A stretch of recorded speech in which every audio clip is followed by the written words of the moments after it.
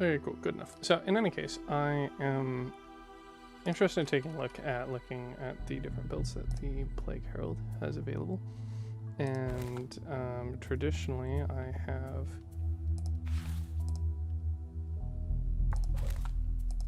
been straightforward in the card selection, so I should note that this is somebody else's character.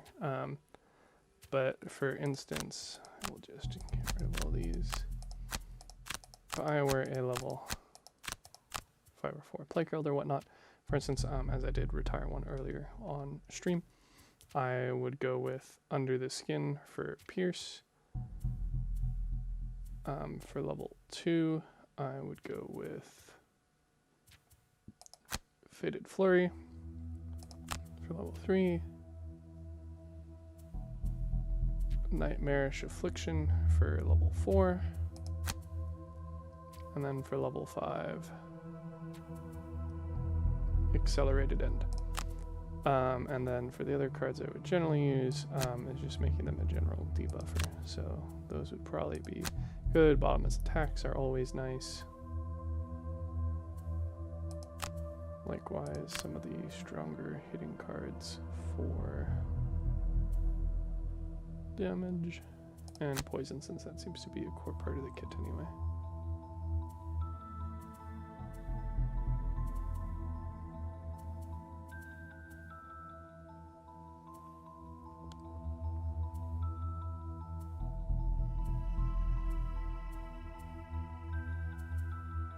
So it might end up looking like that, but with the relevant cards here. So, as I say, as I didn't have them in display capture on top. There you go. So it might look like these regular cards, and then the swapped ones over here. But in any case,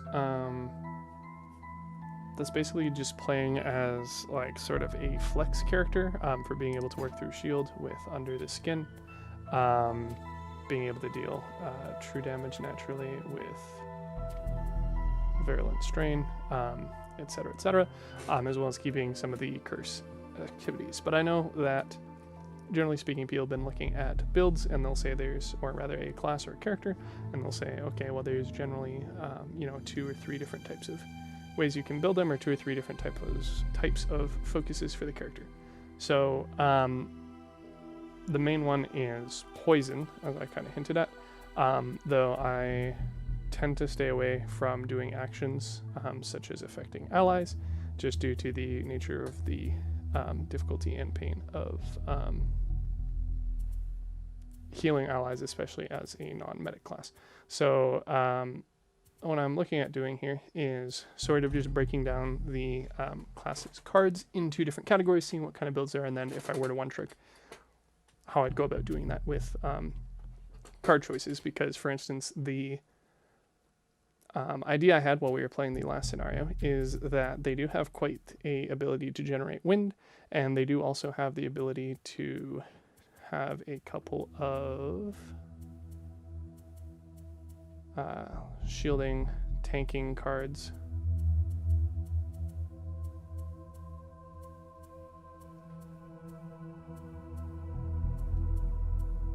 Such as that one as well. So while I don't normally ever play them, I was thinking you could probably make like a pseudo close range high damage dealer tank with the class. Now that being said, it would be an extremely hit or miss one, since most of the wind generation cards are on loss actions. So that's a loss for flying. So it's a burn, but it is persistent at least. That's a loss loot for wind, lost jump for wind. The actual use of all the winds is probably this to add damage. Loss attack for wind. Loss multi-attack for wind. The only non-loss wind I think I've seen so far. Another multi-attack if you consumed wind. And that pattern continues. So, I mean, this is kind of like not even really like making a whole lot of sense to me either, just for the like sake of this kind of blends in a bunch of different classes. But in any case, I was saying you could kind of make a frontline tank. That being said, you'd be focusing on dealing a lot of damage and taking less damage than normal, but you would also have ridiculously low attrition. But you could run sort of a frontline tank with that. Now that's if you're to min-max on wind. Like I said, there's obviously options of poisoning, as well as the options of cursing, which are both kind of integral to the deck. But I figured, okay, well, if there's at least 3 motifs going on, maybe we can sort of poke around and see what like the other options are and how well things synergize. So what I've done so far is this. So kind of a pseudo analysis sheet. So I'm not going to say it's necessarily the best, but it's pretty straightforward so far, where it looks at the cards, sort of breaks them down. Initiative and name, not so terribly important in general, but I didn't include that, as well as if the top or bottom was a poison or a debuff or a CQC sort of fitting thing. So I have 4 categories here. You could theoretically combine debuff and poison, as well as to a certain degree pierce and wind, or wind and CQC. But for the time being, I'm just separating all the actions into sort of their own categories to see kind of where they fall in, and then sort of like combining them. So for instance, like I said, wind and CQC can kind of work if you have them both in the same card, like with Scattered Terror, which is a top that has pierce and generates wind, whereas the bottom is more of a CQC buff. I can find that card, that one. So as an example. So basically just going through and checking those. Really wish there was variable zoom on this rather than scrolling the web page, but c'est la vie. So I'm just going to include the rest of these and then maybe look at going from there and actually seeing what sort of, 2 or 3 turn actions you can set up.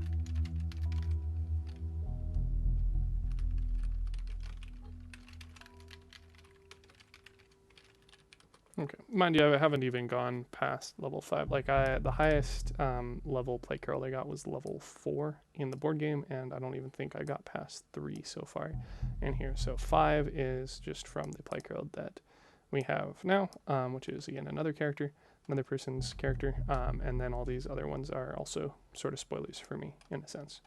So we'll see. It looks like already I'm thinking Mass Extinction kind of sounds like the wildest one.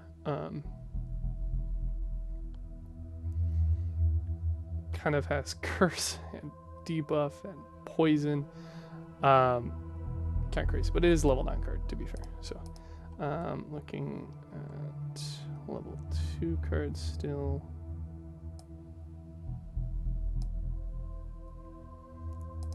So Rot Maggots is definitely a poison card, which is not appearing to be on the screen currently just because of how I have stuff lined up.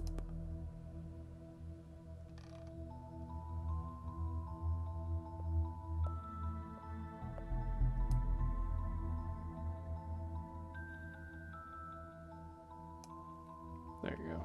More or less all the information needed. So Rot Maggots is definitely a poison card. The bottom is a heal, so while it doesn't really fall into any, it's probably best for being able to heal teammates that you poison for various effects. Doesn't really work as like a medic class itself, I don't think. For under the skin, we have more pierce, and the bottom is not specific to the class. So coming to the gift top is definitely a poison type card. The bottom is poison again, this time also buffing teammates. So no, thank you.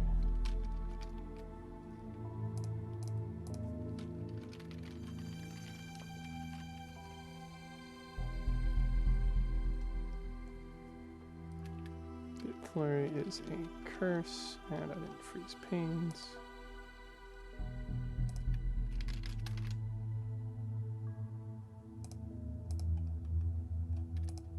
There we go. So we're looking at a curse card, and the bottom is wind. For our next batch of 4 cards, we have Storm of Wings, which is definitely a wind card again. Bottom is not specific to anything. Nightmarish Affliction is a poison and curse, while the bottom is just a straight up debuff.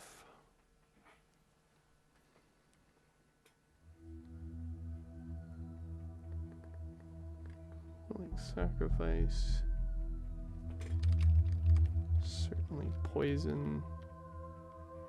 Bottom a poison again this time. Again, supporting teammates, although it does also kind of require wind.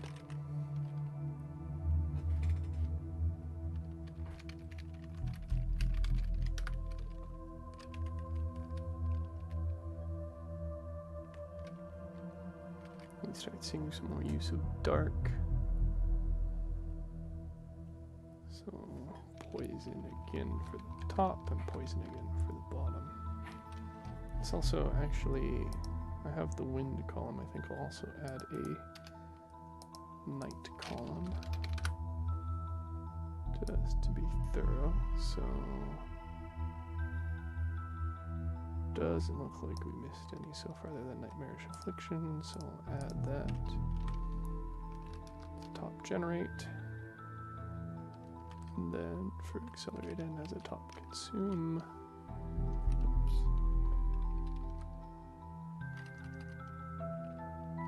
Nightmarish top. Accelerated top.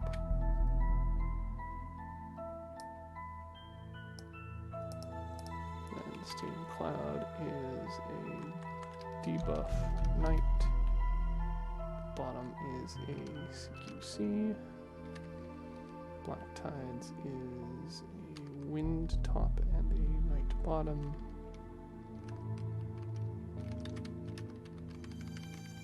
Airborne Toxin is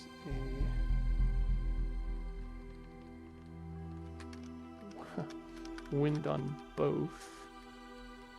And then the bottom is a poison and the top is a curse debuff. And then kind of CQC again. So Airborne Toxin so far has taken the wildest amount of different playstyles. Baneful Hex is 100% a curse. Bottom is curse again. That's a much more straightforward card than some of these others. And for our last 4, Grim Bargain.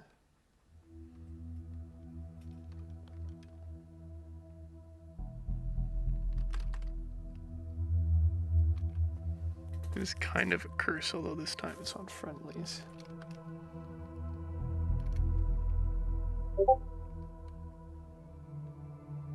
It has definitely been...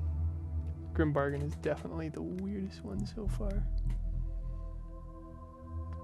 Like, really, it doesn't even fit into any of them.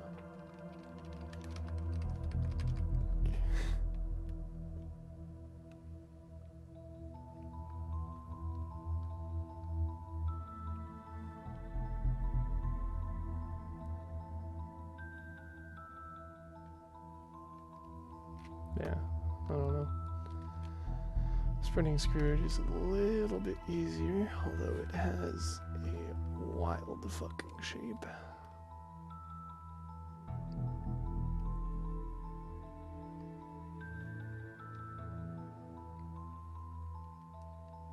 That's a debuff for sure. Bottom is another heal, so sort of a counter poison friendly thing.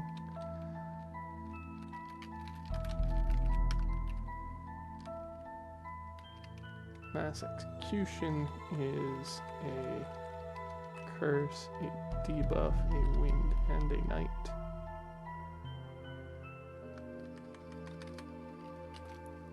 Important to note too, I believe there's some items that make you immune to poison or curse or wound or something that might actually be quite spicy with this. I don't have them unlocked in any case, but yeah, being able to not actually have any effect on your teammates and putting all those effects on the enemies would be pretty neato. Especially because earlier I think we had the poison all enemies. Yeah, although it is a loss.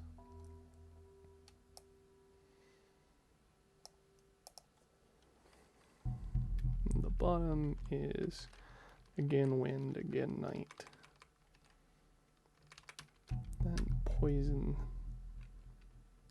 Convert the flock is a curse top.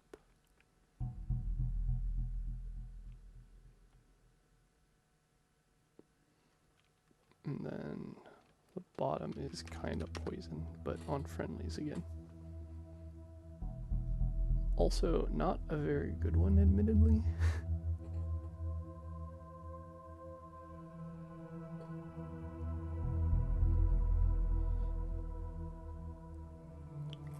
I don't know. Well, in any case, so Pierce basically doesn't exist on its own. It's only on 2 cards, although conveniently they are very early on.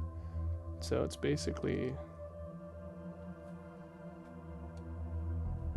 functioning, I guess, as a sort of true damage. Like obviously things like virulent poison or virulent strain, or that is, are actually dealing true damage via the suffer damage text. But Pierce in a lot of ways is sort of functioning the same. Obviously a lot of poison in this deck though. Not a bad amount of curse. I can actually just auto summon as a thing.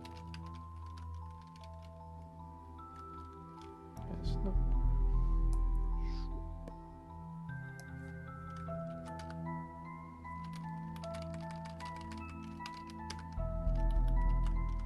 Shows what I know.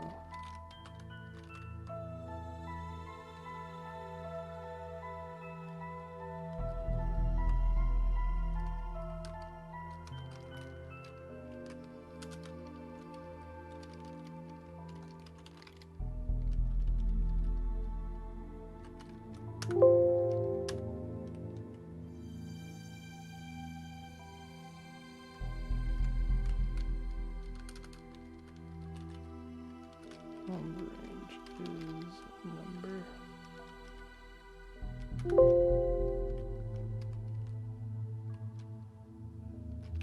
Oh, you know what, I'm doing this the entire wrong way.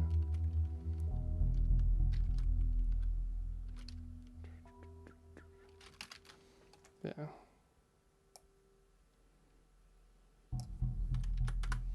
Kind of hard to sum together letters, right?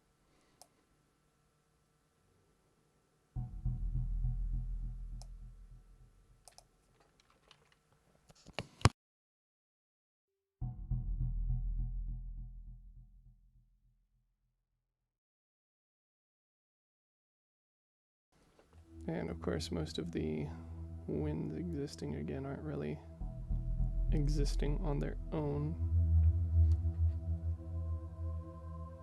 Kind of blending in and out of the other cards.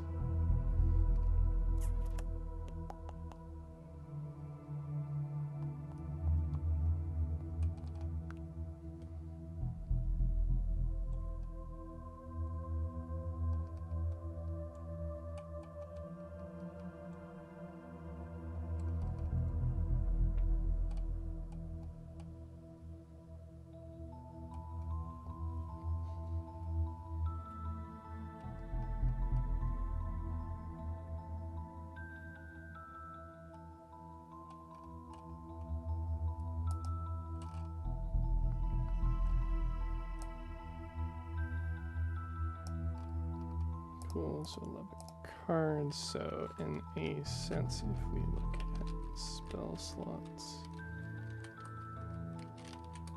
from D&D as an example, we basically have one level 9 card that we're able to select, a maximum of 2 level 8s, etc., etc. So I can quote unquote say there's a slot for each of these, presuming that you are, you know, the matching level. So if you are, I don't want to necessarily make a full calculator, but I could take an input and say, what is your level? And then you write in like 7. And then each of these numbers is whatever, I may as well do it.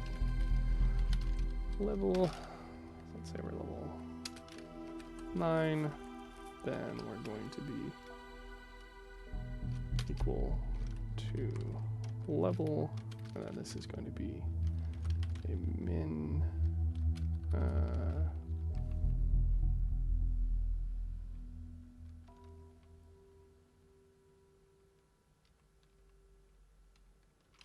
max actually, and then we're going to say of 1 because we don't want to go below level 1, and the cell above us minus 1.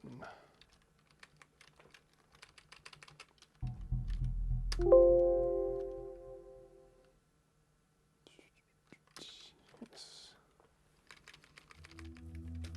So now if I just follow these through, then nothing changes, but if I'm only level 5, for instance, a bunch of these turn to level 1/X. Including X is just level 1 cards again. So if you are a level 9, 8, let's not do that, 7, 6, etc. So level 9 to start with, then we want to accept the line for data validation. Is it not the data tab? I feel like I'm losing my mind.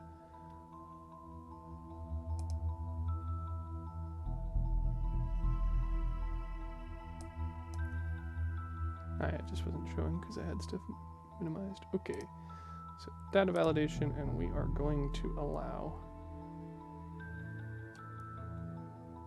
any value where we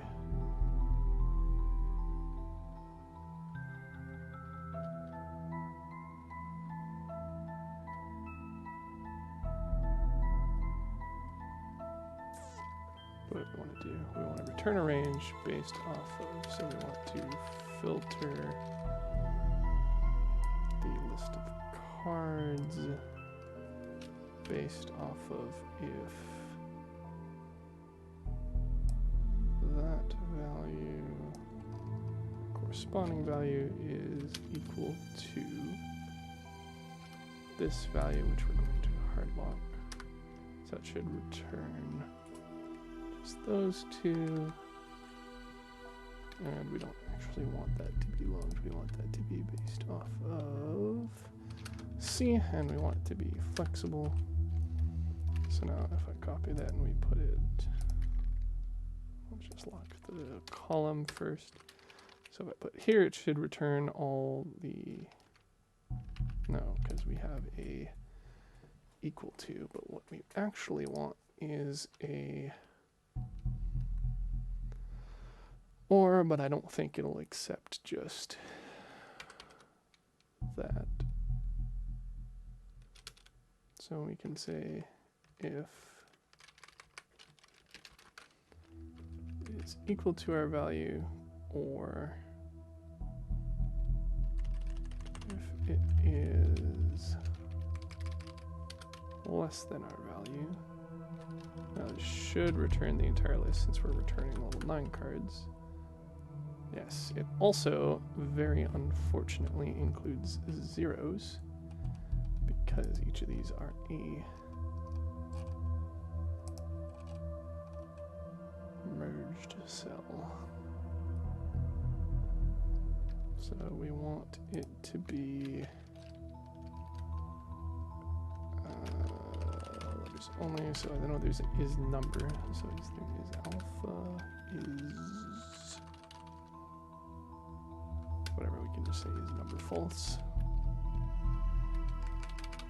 So if it's of the level we're looking for or less, and is number false.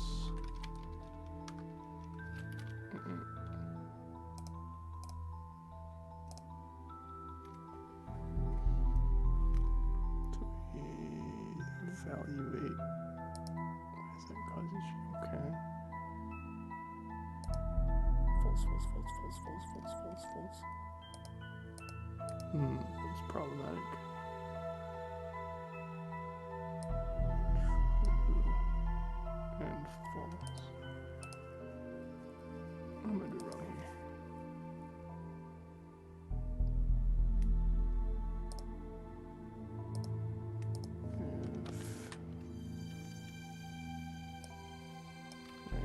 Looking for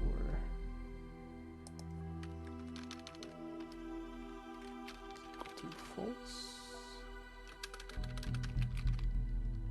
Maybe. No. Goes to show what I know. I'm just gonna dumb this down again then.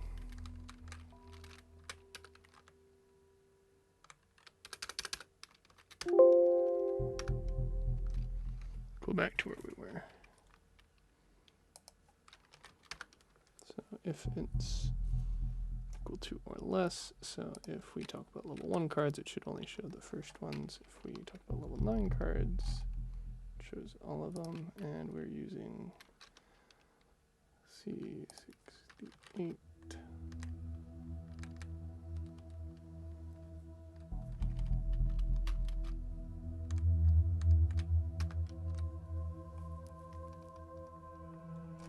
Shows all of them. We turn it to 1.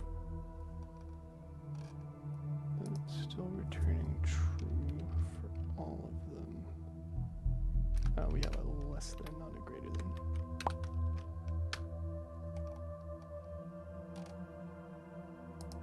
Oh, this didn't solve anything.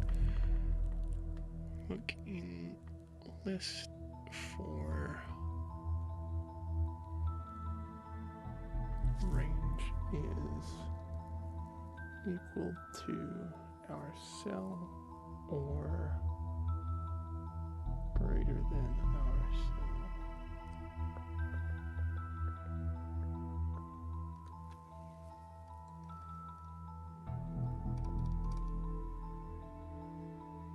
No, so less than was.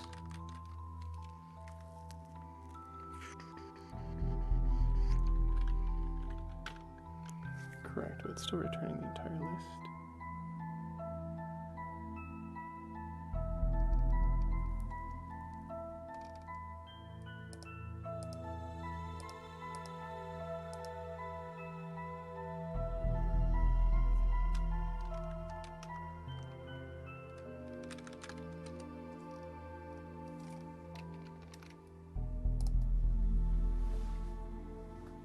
But why?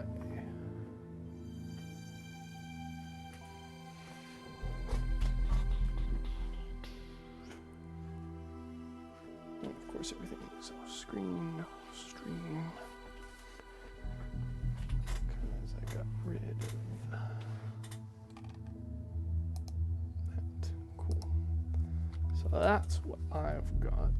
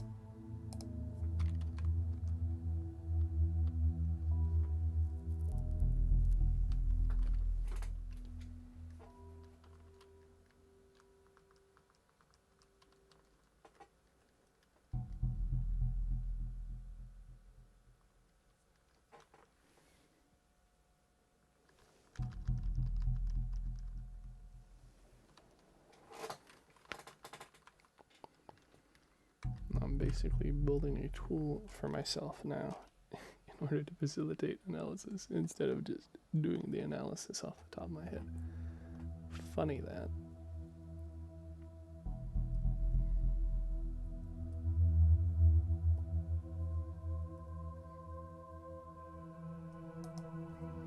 So I know kind of a hacky way to do it.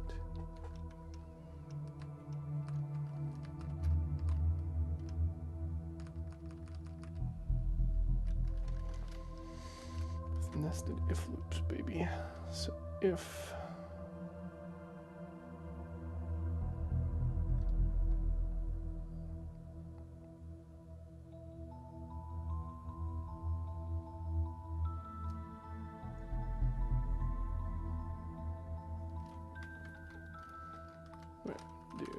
to get rid of the error first, so we're going to say if error value then /x.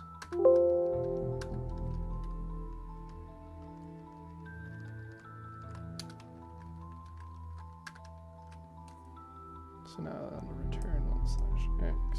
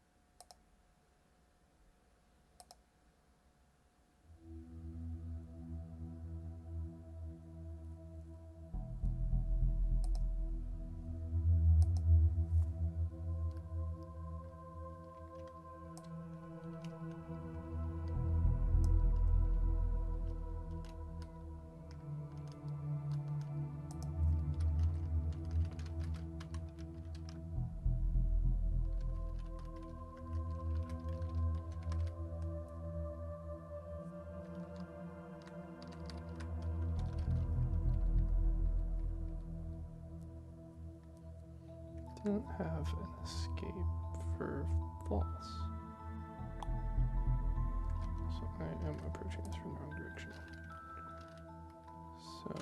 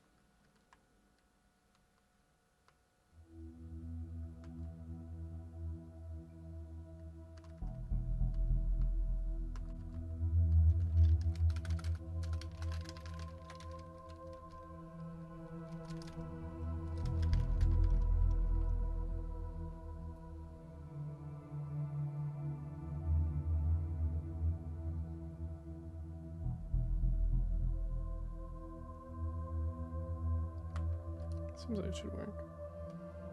The value of the expression itself, if not an error. So if error this, then we return 1x. That works.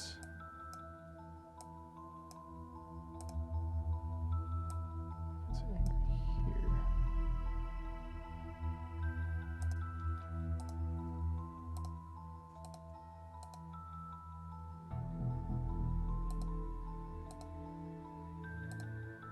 Because it returns false.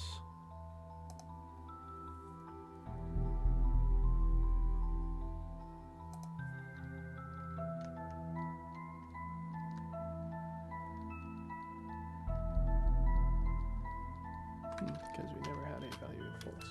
Nice. Let's use that.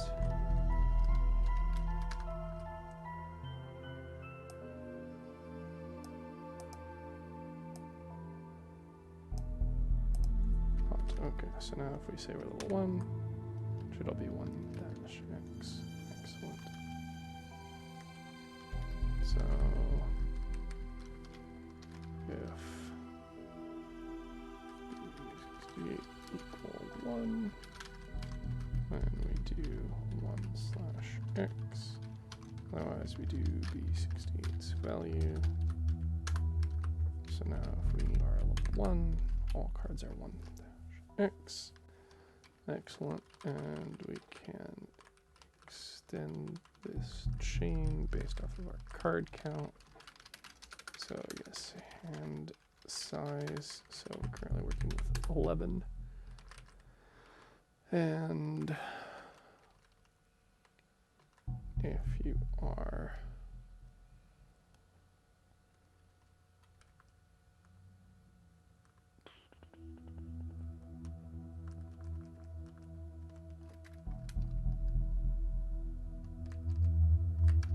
basically you just want to count the rows between us and there, and I believe I can use a row.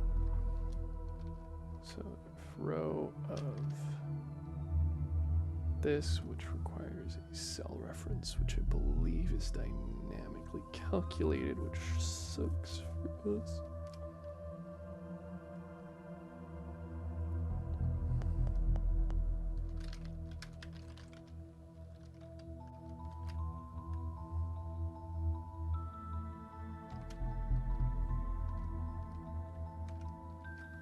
Cell is dynamically calculated. Let's see.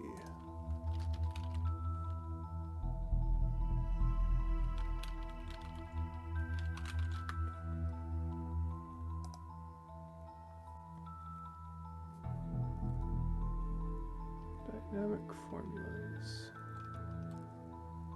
This does not tell me what.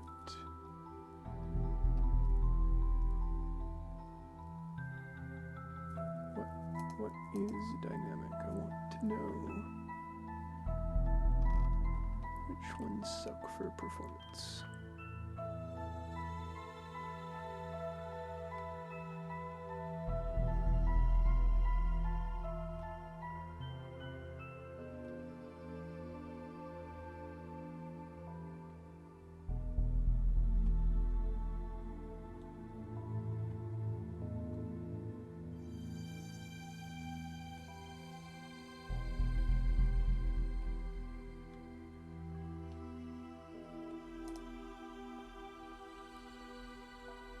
Look for formula calculations. Cell is volatile. That's the term, not dynamic. So we don't use cell or offset or now or today or some if, etc. So we can just say equal to row the cell above us plus 1. It's a row above us plus 1, so it should return 79. Nice. So that's our row. So now we say if this row number, so if row 79.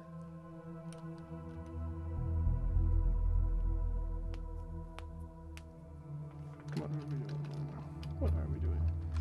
We have our row, and we have that value, and we have the row of that value. And we want to say if our row, which we're treating by saying the one above us, plus 1 is, actually it's a little bit more complex than that. I want to say if it's been X amount of rows, where the amount of rows is our row minus row there is greater than that value.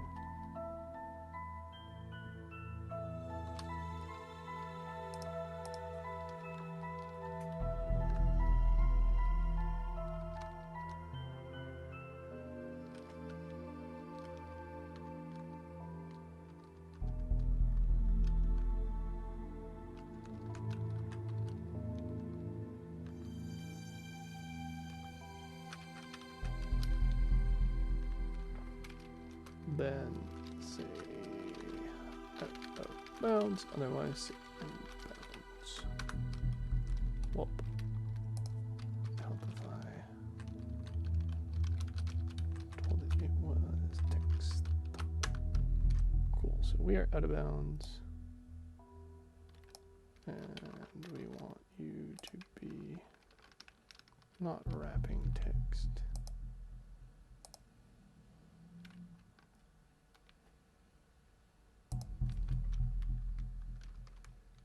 We want you to be a hard reference. So you should be inbounds. So let's see if difference in rows.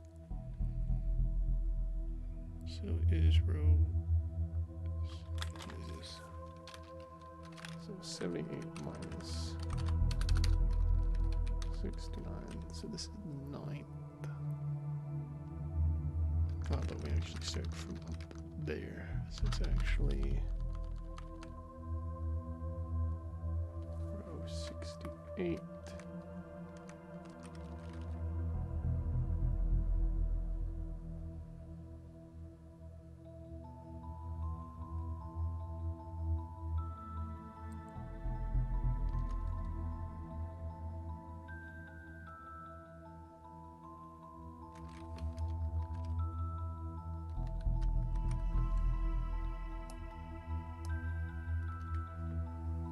And then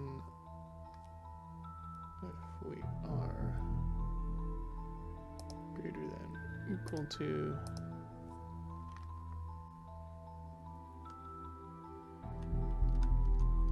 so we are what?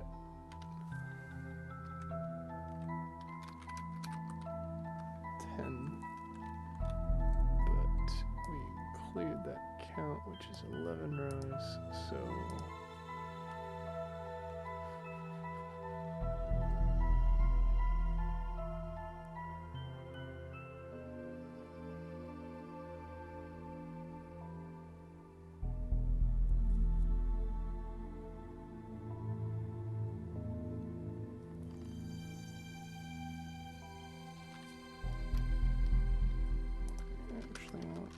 less than bounds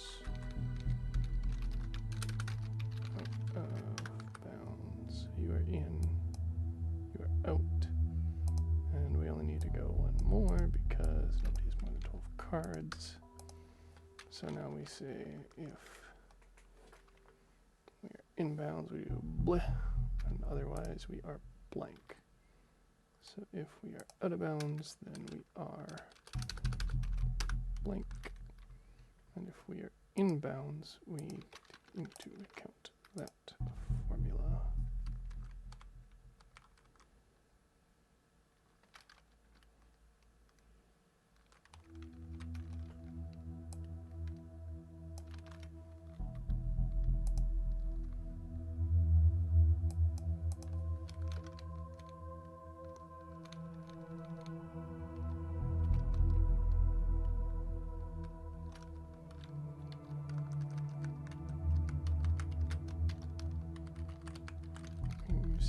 8 syllabus.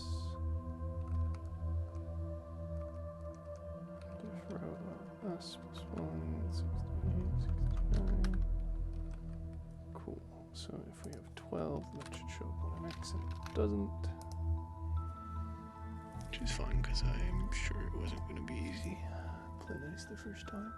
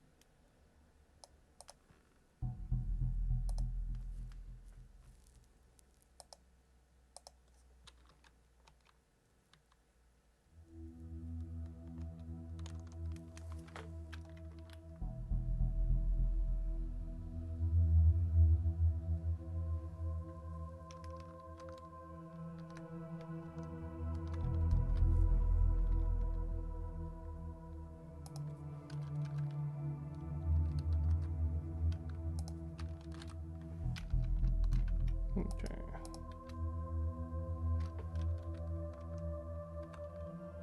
So now we just zoop.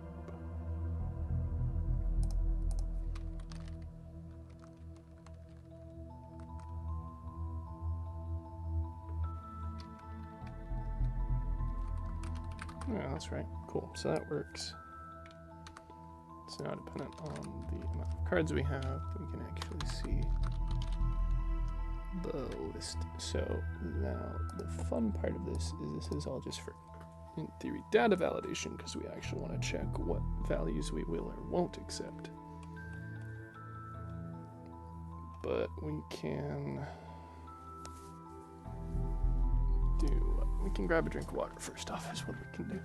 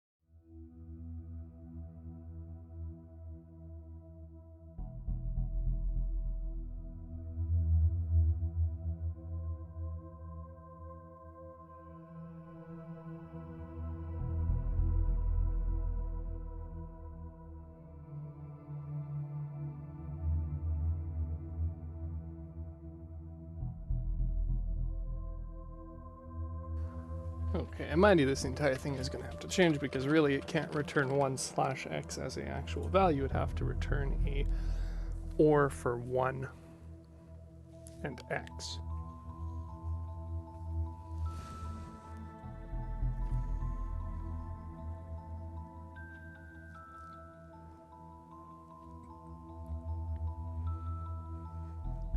But that's for data validation stuff. For our purposes, the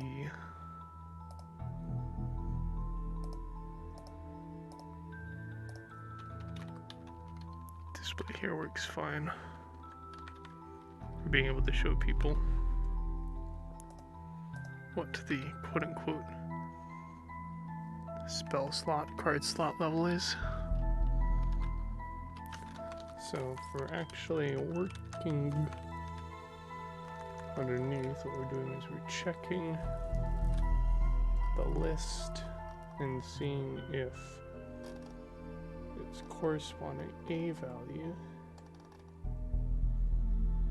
is equal to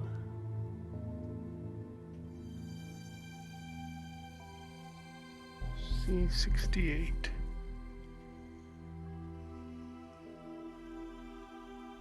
Or less than. Which is fine, but why are you not updating? If we could change you to level 1, they're all 1 on X. Should return all of the cards. Should only return the level 1 and X cards.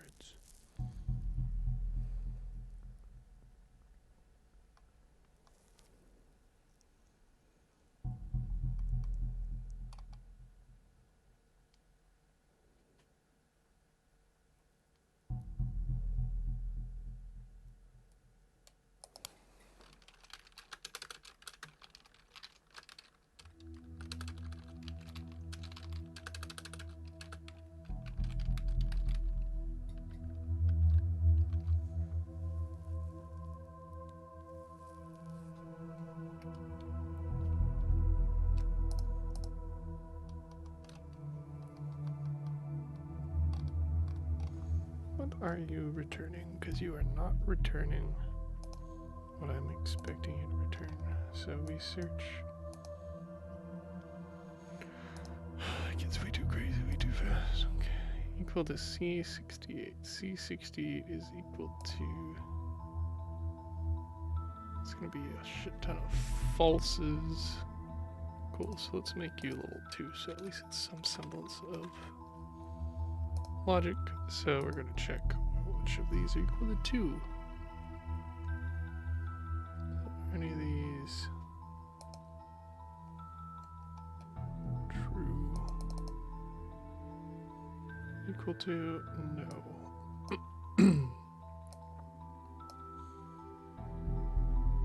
This is silly. We can make this easier. So we actually want it to be a not.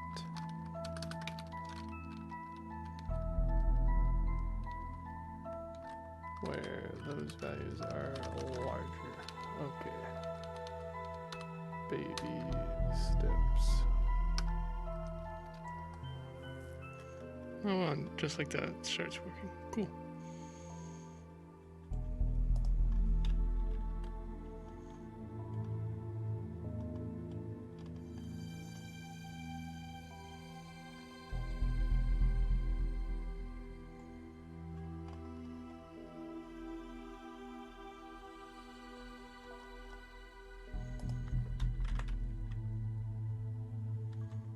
So I don't know what's up with that, but we're just going to ignore it.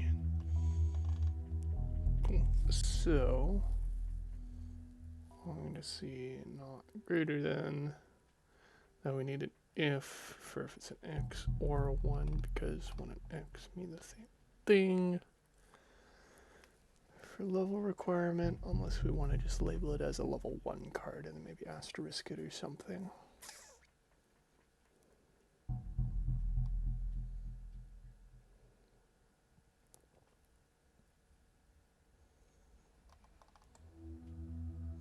Kind of tempted to just label them as level 1.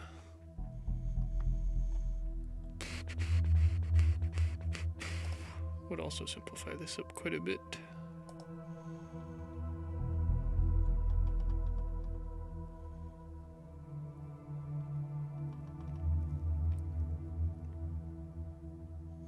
Could also just always include level X cards, I guess. So if the number is not greater than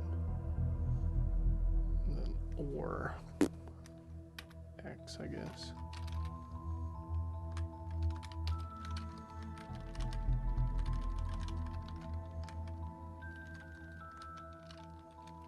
Or if it is equal to X. That gives all of them. Then we say, okay, what if I'm only level 2? Then everything breaks again. Okay.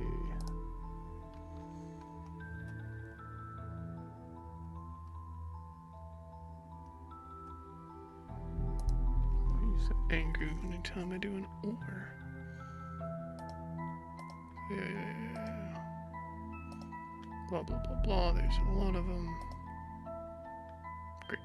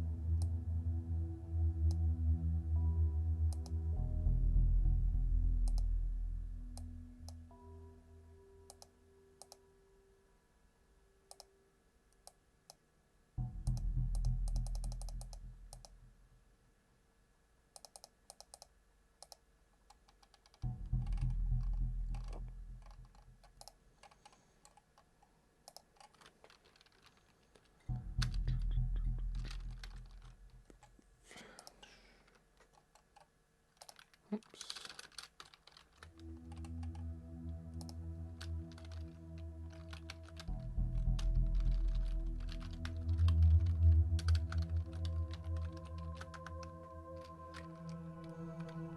Does recognize it's equal to X.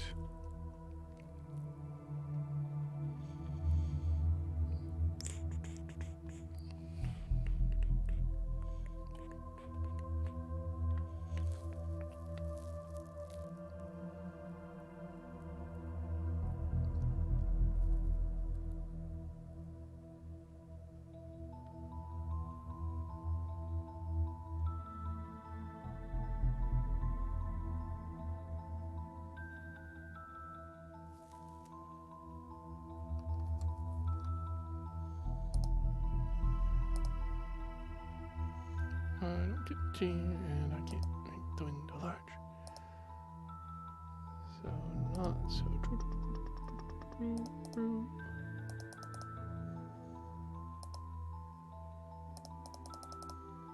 lots of trues. Lots of falses, but there's no trues in there.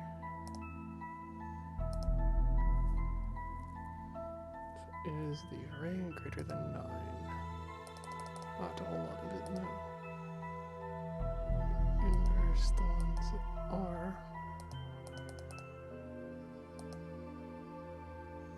Oh, but that also picks up the zeros. Okay.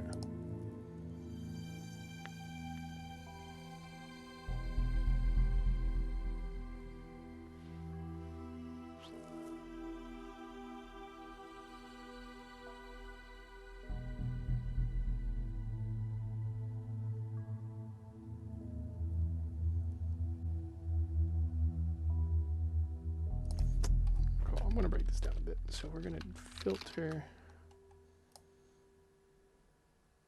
those where it is not equal to 0.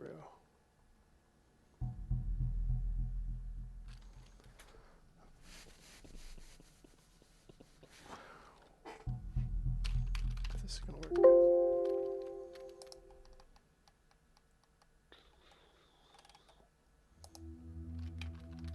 Not really. Filter the list. Include the list. Not equal to 0.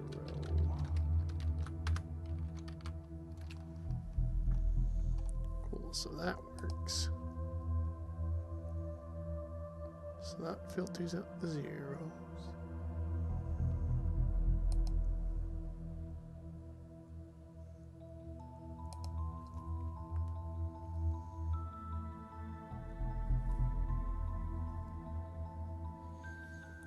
And then we could say, fuck, do I really want to put this for like 4 filters?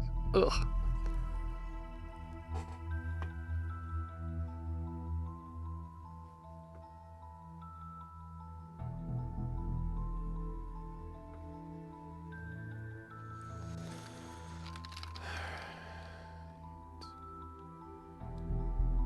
I don't even know if you can multi-filter. Filter those based off of if they are. So how do you even include, how do you even reference that array?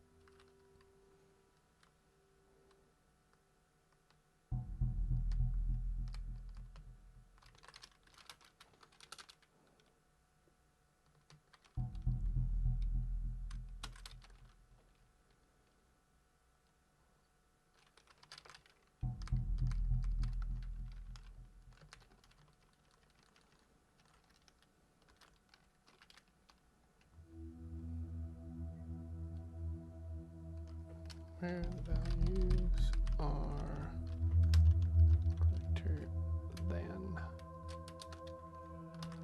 say whatever, less than 2. And it works. Cool. So we want them when they're not equal to 0. I don't have to pass it through multiple. No, can't multi-filter.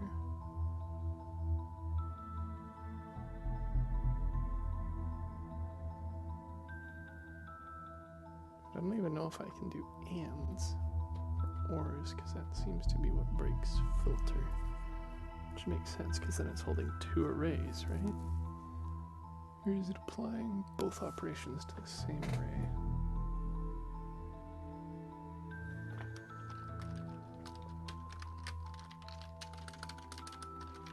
Filter that based off of where. How do we reference filters again?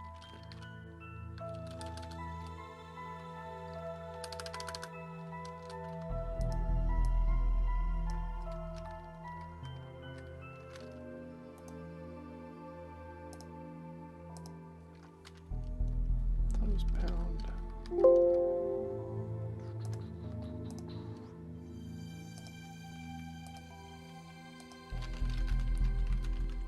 Spill Excel. Use the Octothorpe after. Cool. So we say we can filter that spill where those spill values are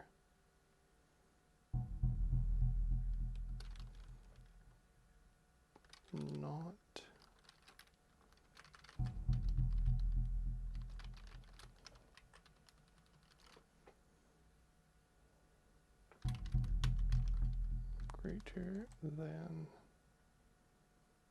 our level.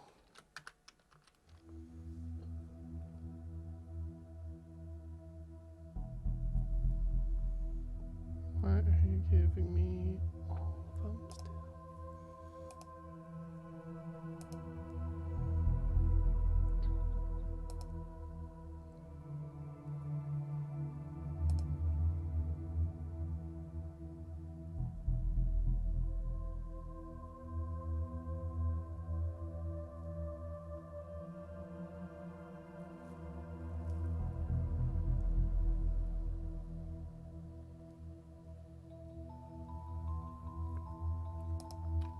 Whatever. Let's just do. Oh, what is it the other way, isn't it? It's less than. No, evidently not.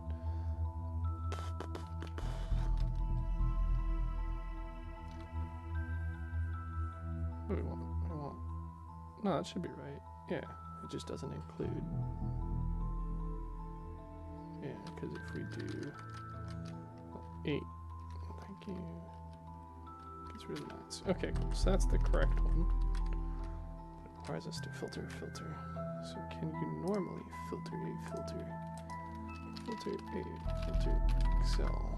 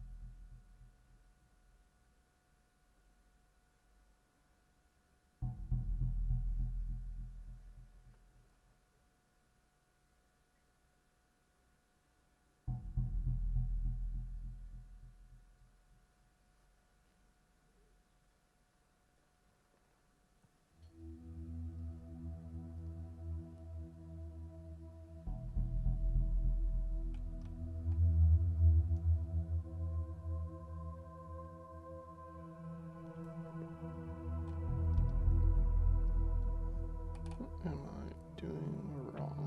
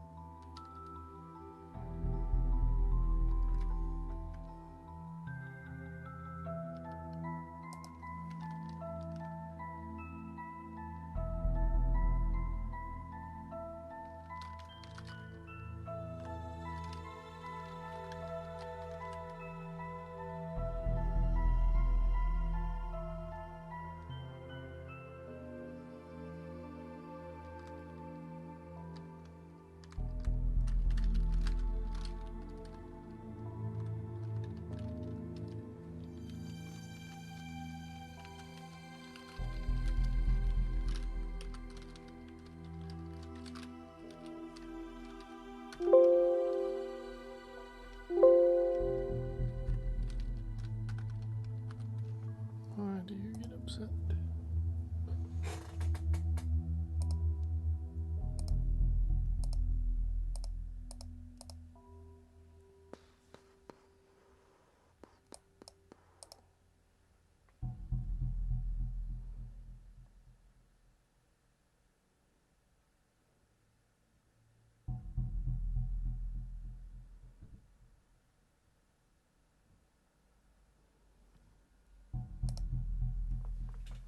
Not 0. Not greater than 9.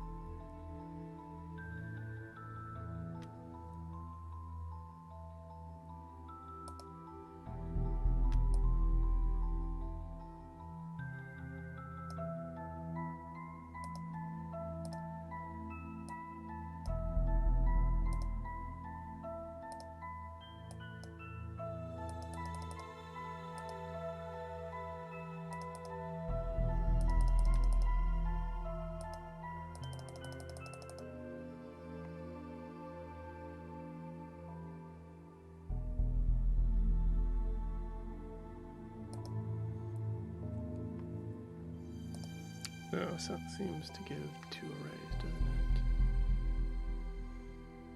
So we want it where it's...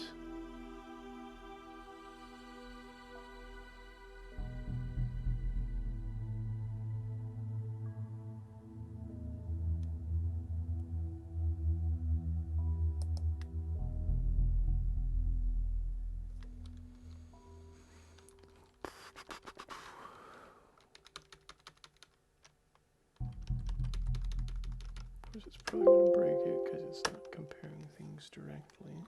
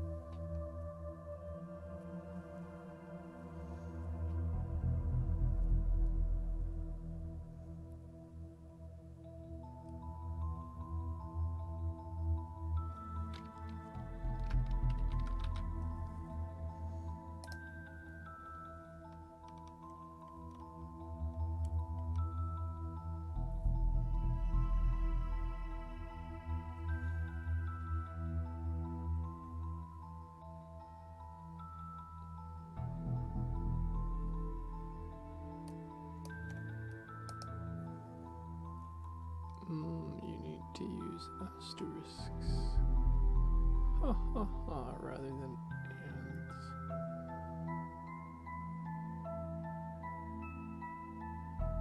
Well, that answers that, doesn't it?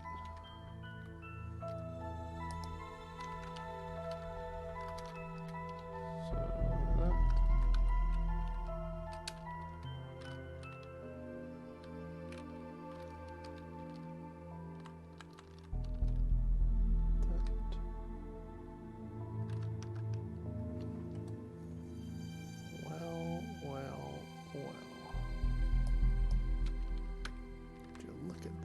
Okay, cool.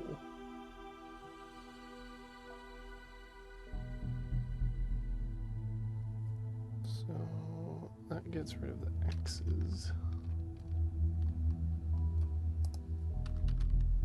because it is not comparable to 68.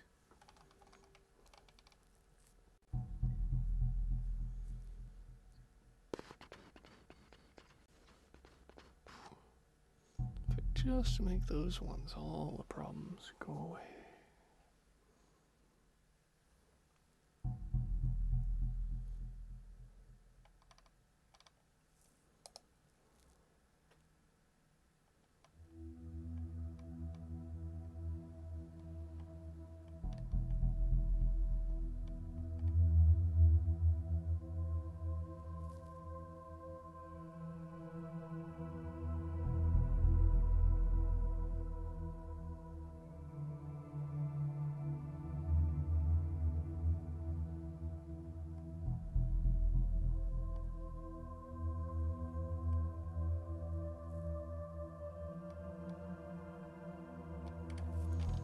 So, how do we include X's? So we filter it where it's not and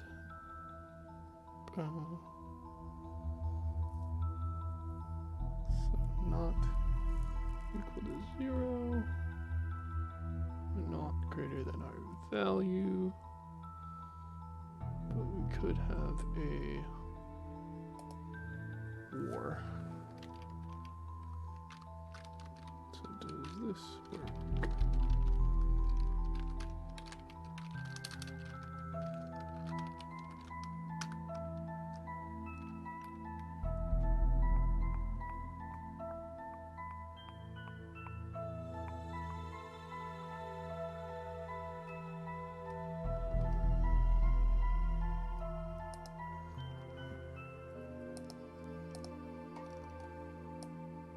I don't understand why I can't make this window big.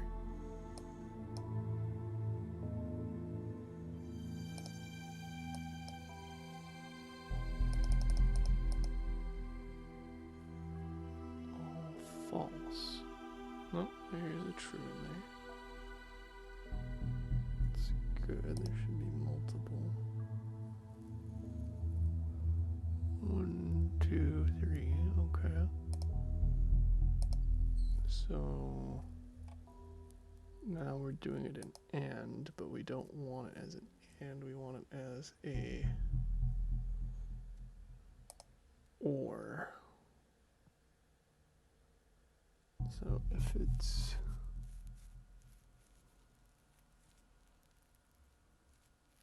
I feel like a nor would work for this one then. Do you guys have nors?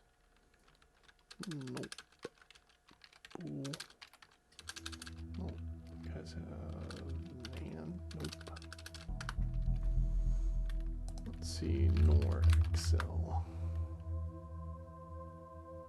X or and not. Does Excel have nor?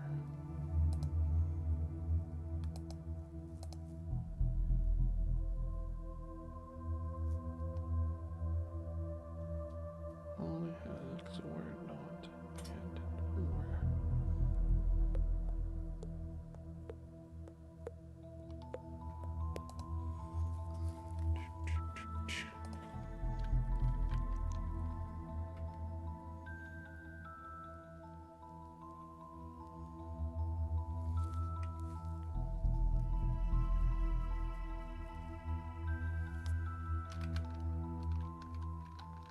So that works so far.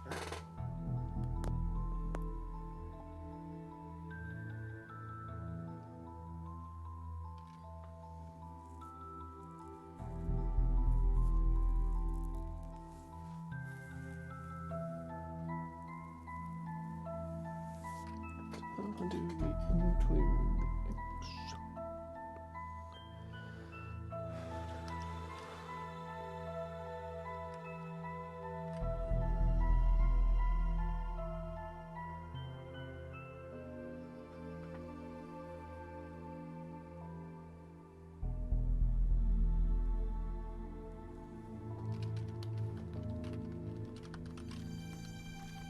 Wonder if I can just bastardize it with lots of wars. Let's see, it's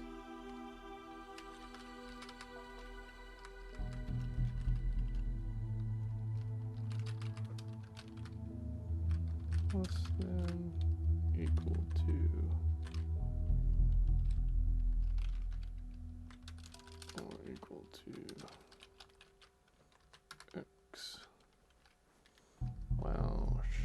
easy.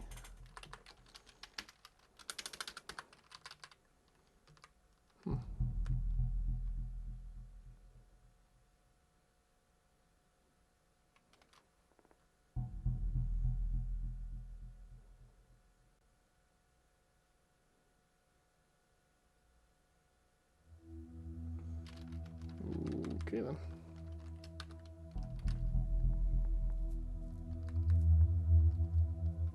So now we have our list, and we can ask for it to return the names instead. Change this to level 2. Nope.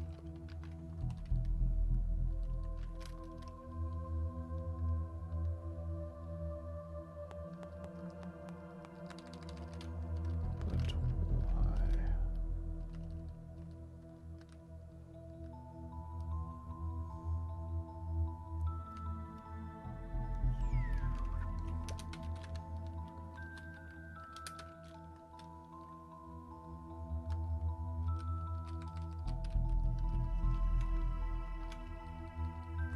How does this not change the levels? So is it less, or is it equal to, or is it equal to x? And not equal to 0.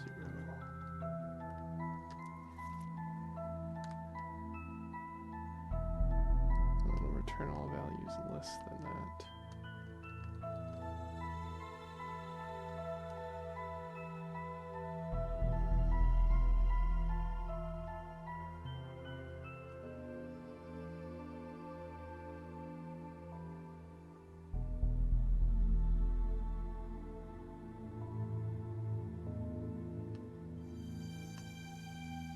I don't understand. I feel like it should exclude any ones that are higher, no? But convert the flock is still in there. So why are you being included? Convert the flock.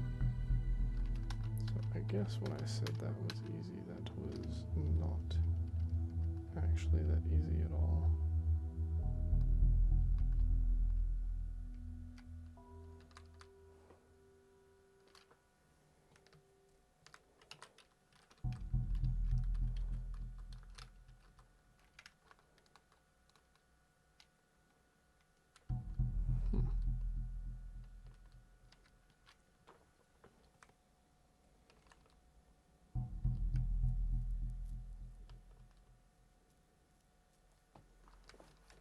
So why are only the ones with the lack of x's scaling?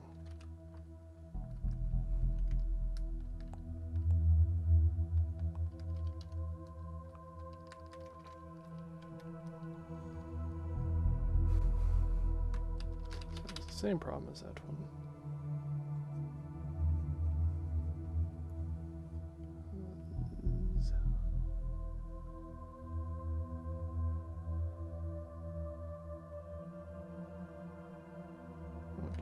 Is lesser than and not equal to 0.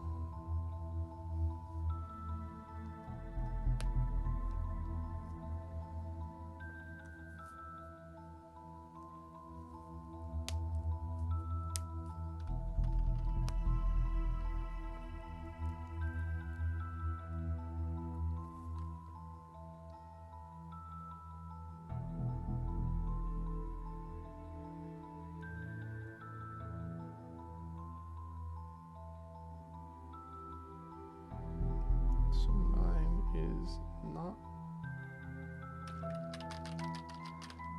Change it to 1. So 9 is not smaller than 1. It's not equal to 1. And it's not equal to x. So there should all be zeros for false. And then it multiplies by equal to 0, no. So it's a 0. And then 1 flips it, makes it a 1. But a 0 times a 1 should still just be a 0. So where are you getting the 1 from? Number 9.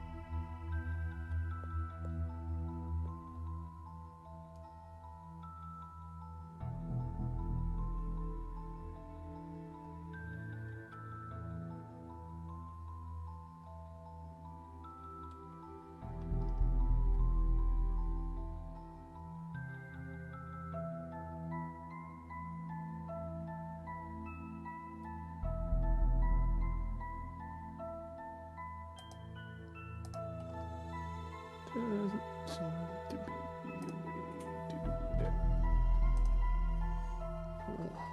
So, what am I missing? How does Boolean OR work under the hood, I guess?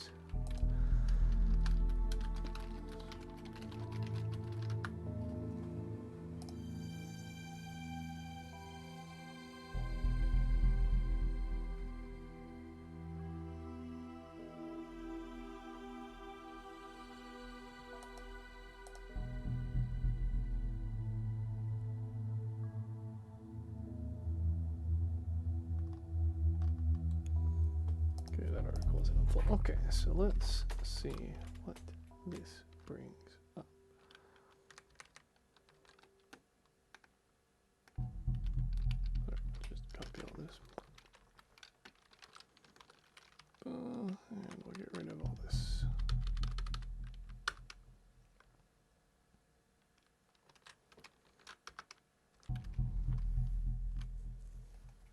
So, why are you returning all? Filter it where 1 is less than,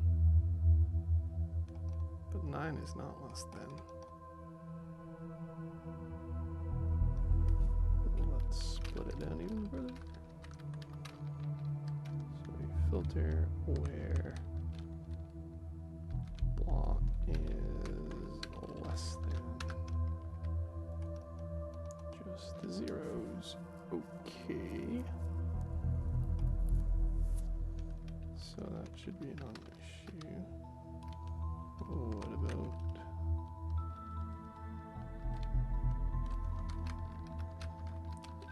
equal just the ones?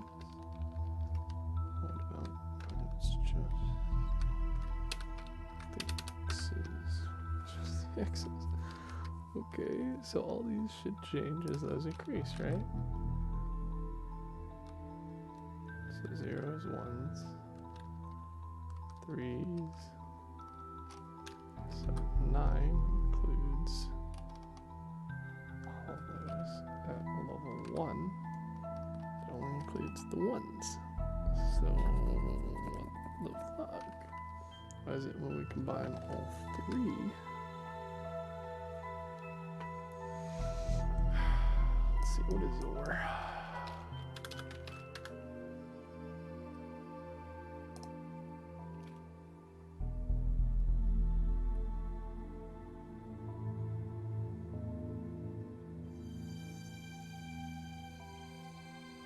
So it's when only 1 is true.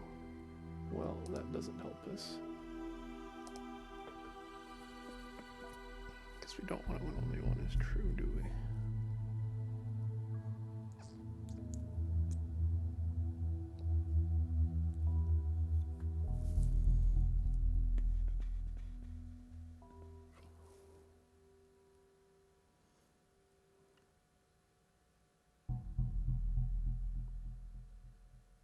Do we?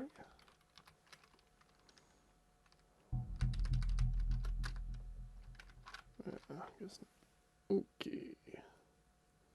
Which makes sense. How could it be X? Okay.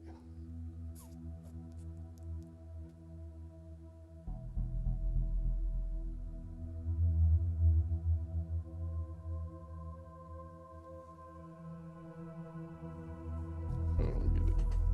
I do not get it.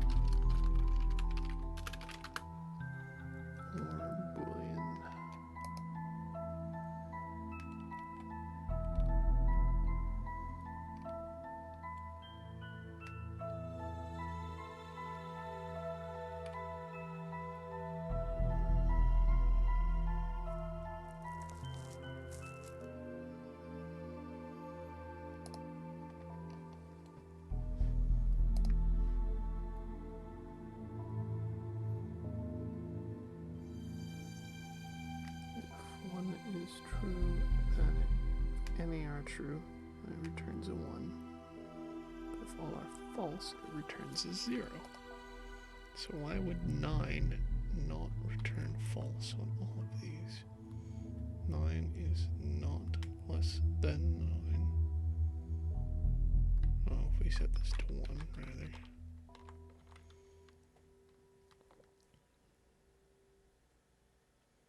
So 9 is less than 1.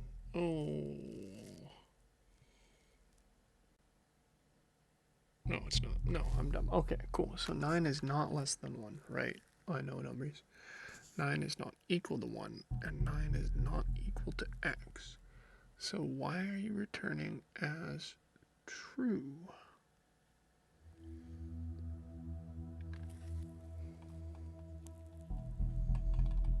I'm gonna split you into your separate parts you work.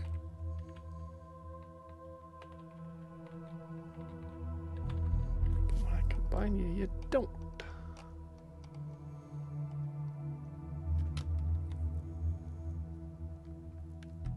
What am I missing here?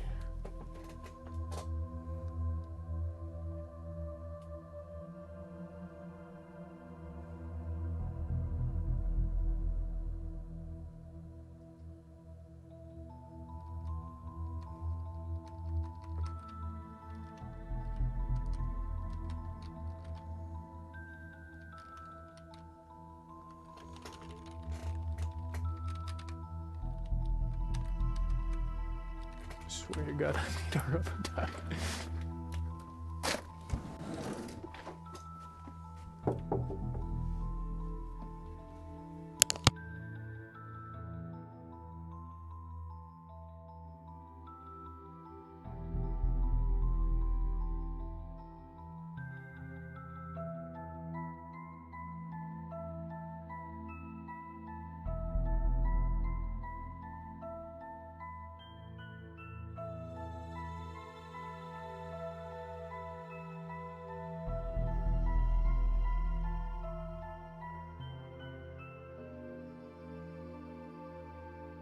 I don't think any of this is wrong, okay? And I know you don't work with Excel, but it's like I work with Excel reluctantly. yeah. I understand it enough to hate it. But this should be Boolean logic, and I don't understand why it's not working. What the So fuck is... what I want to do is I have a list of cards, right? And I just want the list of cards where the card is less than my level, basically saying which cards are available to me, right? So if I am a level 1, I should only have access to level 1 and X cards, right? Yes. If I'm a level 9, I should have access to all of them, right? Yes. So, here's the rub. I basically am filtering, and I'm saying search all of these values where the value is not greater than the level, and where it's not equal to 0, because we want to include the x's, right? Yes. So that works. But if I change this to 1, so if I say level 1, then this updates properly as you'd expect, Yes. where it only shows the level 1 cards. If I go 9, it shows all of the cards. But if I want to include the x's, shit goes absolutely ballistic, okay? So instead of Okay, I'm gonna do it. I don't think it considers x a number, because you basically says this compared to int. Thus, you better just replace x with some arbitrary number like 0 or 10 in all of right, your... but if you have an or, it returns a true or a false, which is a 1 or a 0, right? Yeah, but you compare in integers basically. Right, for this one, right? Yes. But so I understand that, but this is a different formula, right? So this uses 3. So it compares, it asks, is the list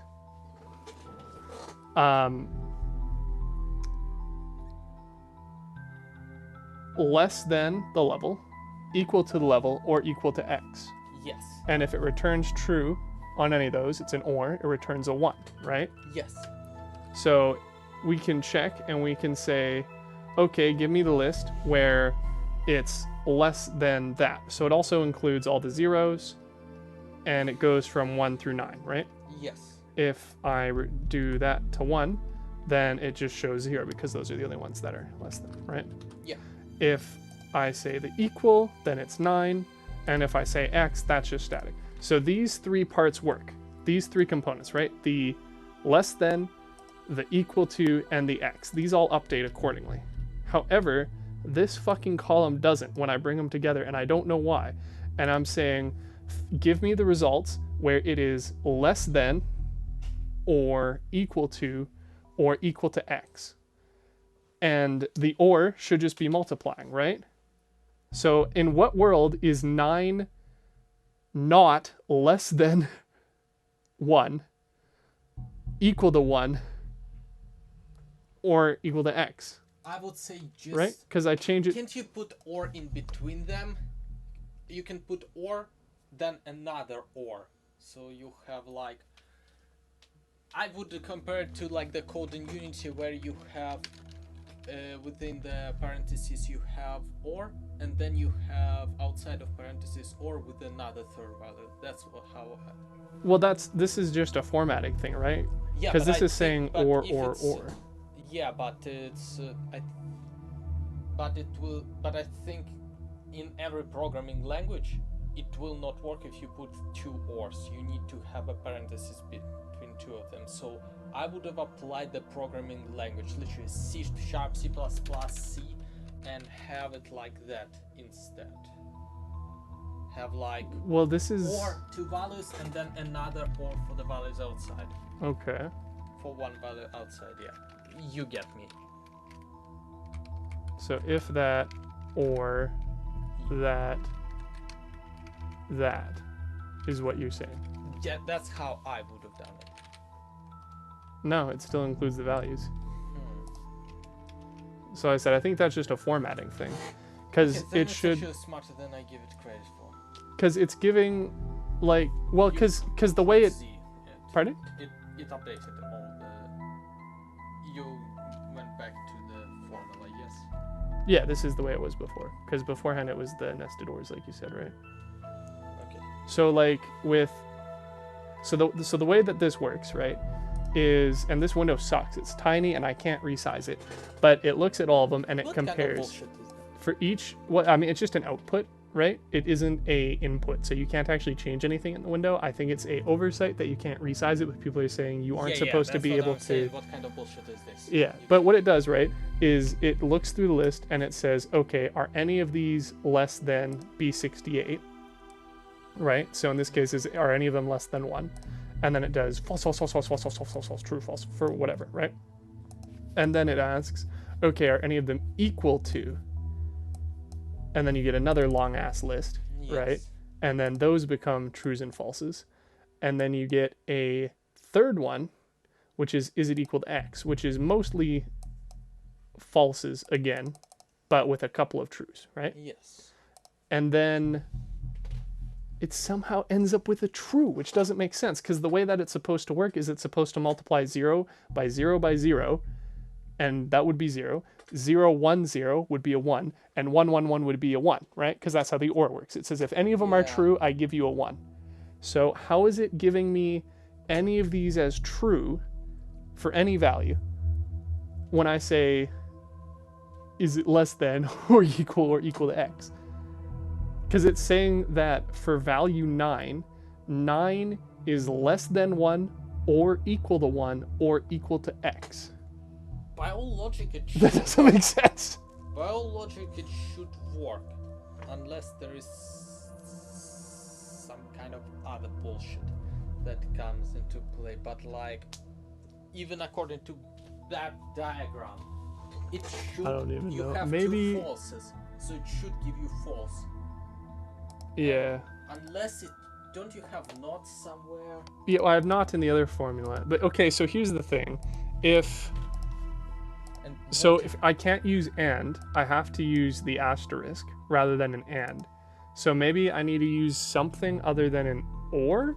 But what would that be? What symbol would that be?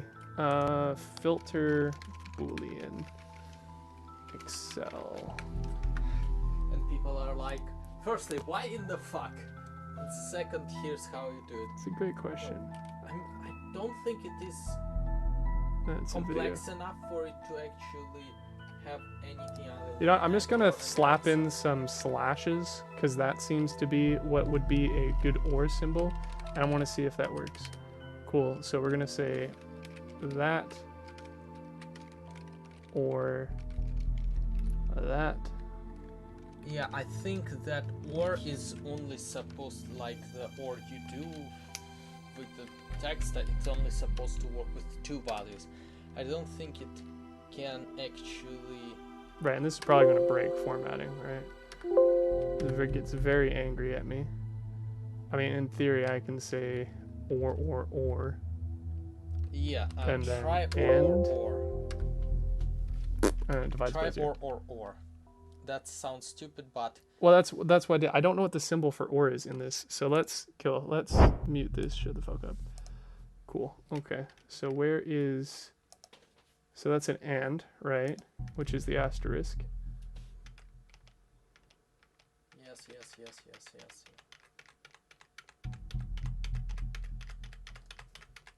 Mm-hmm. And is a multiplication. That's good. Cool. And this makes sense, right? This is right. So this is an or what is this an and? What is it? I wasn't paying attention. So that's an and, right? Yeah.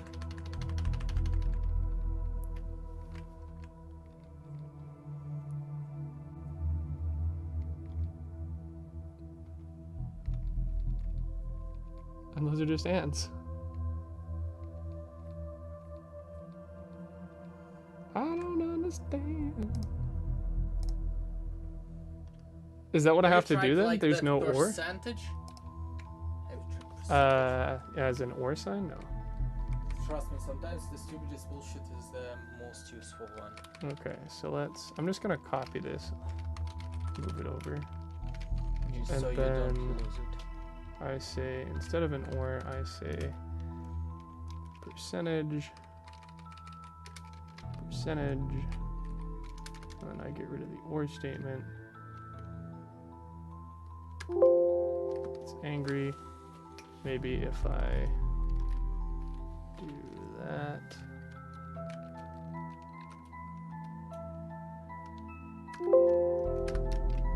Nope. This. Why do they hate me? That would actually make a lot more sense. Yes, I will do that. Cool. So bump, boom, boom. That's like the and sign or sign in C#, C++.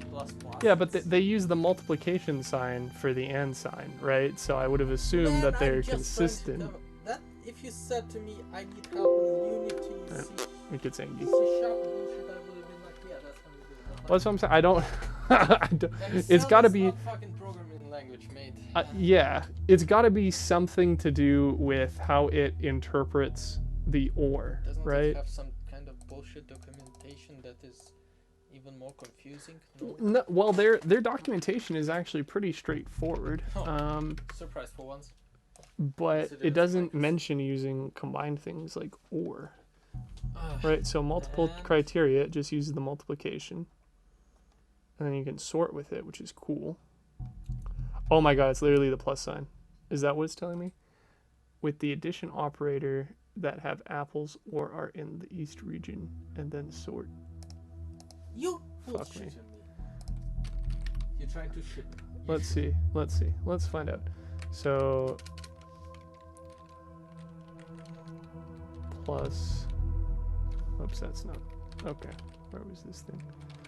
Cool. So I've got my formula, and I paste it, and then instead of using not you, and you, yeah, and then I say, okay. So what about that plus? And it turns out it's even more stupid than how I passed my C# Plus. test yesterday.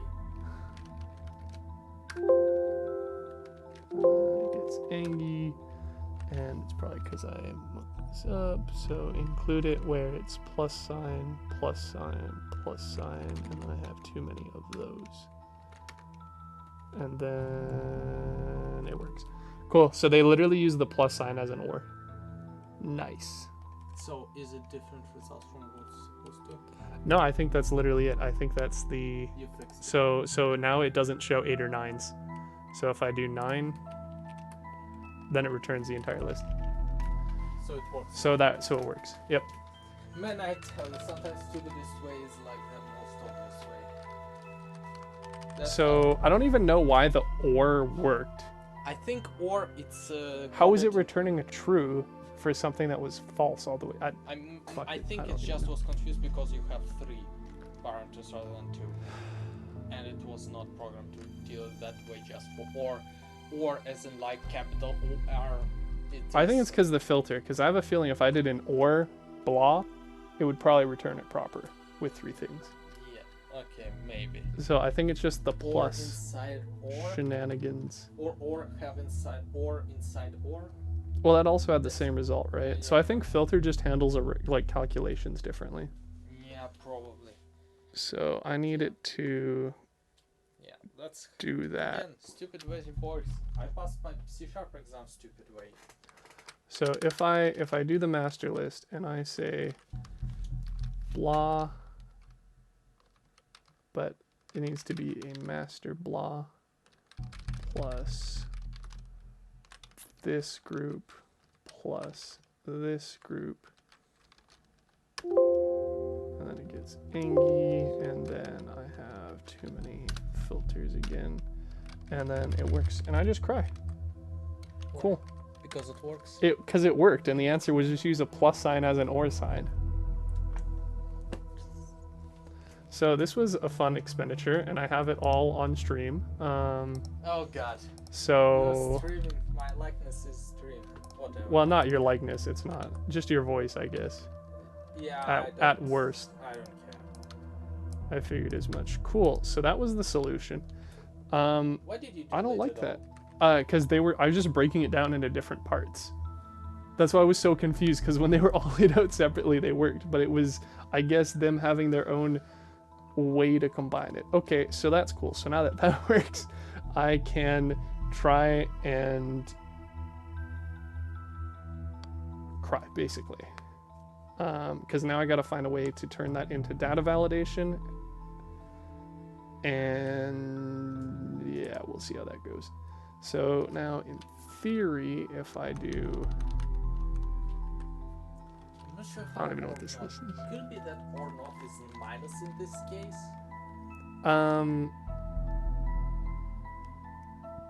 I don't know. They don't even have like all of the they don't have a NAND and they don't have a NOR. They only have OR and XOR and NOT. They only have those 4 Boolean things. I don't know if that's because you can combine the other ones, because you can do a no, because NAND is different than a NOT and, right? It's supposed to be different. I think NAND is... I don't even fucking know. Anyway, so now if I do this and I... Whoops. Yes, thank you. And I say B, not B, B to B, and then I enter, then it should give me the list of all cards that work up to that level. Cool. So now I just gotta do this as data validation and have it on per each of these. But I did make it kind of spicy with the automation, because for instance, it will automatically update how many card slots there are. And then it will update the levels accordingly. So, yippee! So, that's all you needed me for? You can, Only that. Yeah, I'm automating stuff that doesn't even matter. So basically, I was looking at the Plague Herald cards, and I was like, okay, we have a Plague couple of Herald? different, the Plague Daddy in Gloomhaven. Yeah. And I was like, okay, we have a couple of different themes going on. Let me put these together and analyze them. And then because I'm doing it anyway, I may as well do it on stream, because why not? And I got this far, and then it was like, okay, now if I were to make a pseudo deck, then I'd want to be able to select one level 9 or lower card, one level 8 or lower card, etc., etc. I was trying to find a way to automate the data validation. So I just spent the last 2 hours doing that instead of, actually comparing the class cards. So this is basically an Excel stream more than a Gloomhaven stream. Man, I mean, if you have found Fun. your niche, I would say you're got to the best. Yeah, I'm sure there's tons of people out there who are like, you know what, I need more Excel tutorials, but framed in a Gloomhaven-y way, so I can actually stay interested. Man, if somebody, I tried to learn Excel for free to play. If more tutorials were like, hey, here we have a game, let's try to rebalance the game. Yeah. Well, did I ever show you the I'm gonna have to re-download it. The spread. Well, yeah, probably. I'm not sure which one you're referring to, but I'm in all likelihood it's been created more than half a year ago. You showed me. When was advanced game design? That was quarter three? No. I guess you not. saved it way better than I did. No, advanced game design should be at least 4 or 5. Advanced game, no. Game research, that's one. That was what it was, right? Gloomhaven? Yeah, so I literally spreadsheeted our... Uh-oh. That's not good. It's my work, I can't access. It did not... It's not opening. It doesn't update the status, so it means it shows you, but it doesn't actually sync it. The cloud file provider exited unexpectedly. Cool. So I'm just gonna say, I can't even choose to keep it on my device. Cool. So what if I just copy it? Do you have update of the OneDrive update? No, it should update stuff automatically. Do you have it started? Like sometimes. It doesn't seem to be. I don't have any icons for OneDrive being active in the background. That's might be the problem, and that's why it doesn't lock. It might have just exited you from OneDrive. It happened to me. Okay, let's just log into OneDrive on the website. Yeah, because it's sometimes. And I sign in, and it doesn't autofill. Wowza. Yeah, I'm telling you. Sign in on the phone. And you grab the phone, it's plugged in on top of the Xbox. Thank you. And yeah, then I send it. Lately OneDrive have been sometimes automatically disconnected, so it might be. Yeah, well, it's, mild to moderately inconvenient when the online cloud storage that you put all your shit onto so that you don't have to, like, manually remember it is, not letting me access the files. That's why I just in case save everything and copy physically Okay. on my personal drive. I have so much shit on my personal, it's insane. I really need to have okay, not quarter 3, quarter 4. Game research, critical analysis, Gloomhaven spreadsheets. And it's opening. Cool, so that seems to be working. Cool, so I literally took all of the things that the Tinkerer did. I took all of their cards. I did all of this shit. I calculated based off of the initiative how quote-unquote powerful it was, relatively speaking. Yeah, you showed us in the class, and I think. Which is insane. I think it So was Lisa. yeah. I think she was like, "Yeah, man, that you went really over the fucking top, and it's good." Yeah, but it works, right? So it's like the efficiency, right, where we assume that recover and refresh is worth 5 or whatever, and like I made these nice little Ratatouille striped stack shit of how efficient something is. Well, yeah, this is I just share screen because it's easier than trying to remember to swap programs over and over. Just so don't have open too much. I did that, and then I did the exact same thing with the leprechaun character, right? And so, like,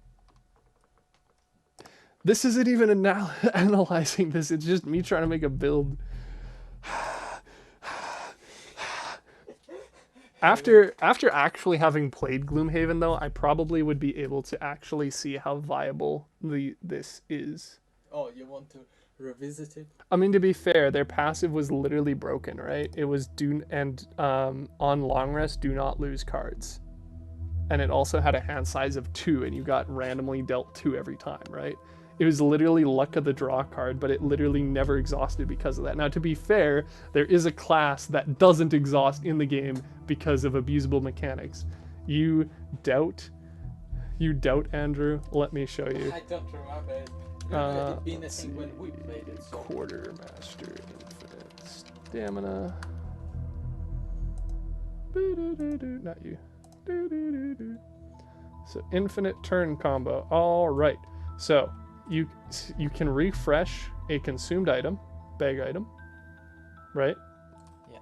And then you can. Oh, they aren't even showing the items. Lol lol lol lol lol lol lol lol lol. Wow, that is way more complex. Cool. So basically, I'll just go this way. Yeah, could you explain it? So basically, you can refresh one of your consumed bag items, right? Yep. And then, oh, I see. This is a infinite full turn. Okay, yeah. So you just use a turn, and then at the end of your turn, you use your stamina potion to pull your cards back up. Yeah. And you do that every turn, because it refreshes the stamina potion. So that literally exists. That cannot be like any, like, you can break it more, sure, but like that's like Man, I already see that it's broken. It's already as broken. fuck. I think Isaac actually commented in this thread too. Making the infinite turn no longer possible. Yeah. So they were talking about using an item that does what? Utility belt Gloomhaven. I mean, like, either this card needs to have some kind of like only usable 3 times. Now they made it unrecoverable. So beforehand it was, I guess, Recoverable. just recoverable, and yeah. Yeah, this feels kind of like bad, but hey. It's a pretty hot item though. It's an item that works like the empowering talisman. Yeah. Well, good luck with the rest, doing the data validation for it, and Yeah.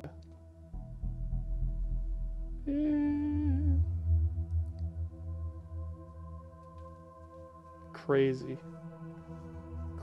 Yeah, so what they're saying, so if you recall, so this infinite turn thing, so the infinite half turn is because you can just play the top refresh item, right?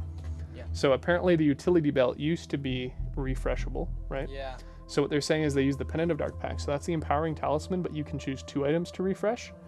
And they basically said, okay, refresh the Ring of Haste, which gives you a free bottom action a turn, Oh, God. and refresh the Ring of Brutality, which gives you a free top action per turn. So it was literally just play top and bottom, and then refresh items that refresh each one of those. Woo! Man, this is a little bit too much of a game breaking shit. Yeah. Thank you.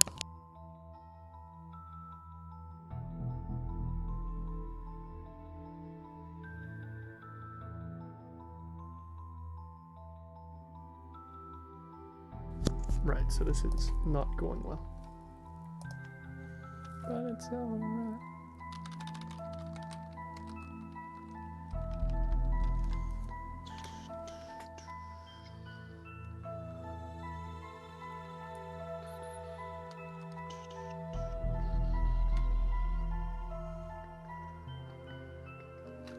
I have no idea if I can literally just paste those. As data validation.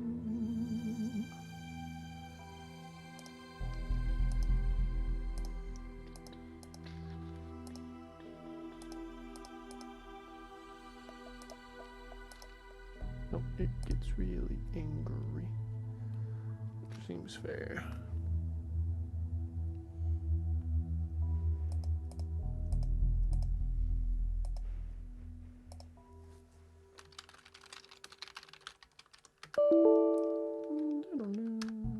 But does it allow? No, because otherwise there would be a drop down. Cool.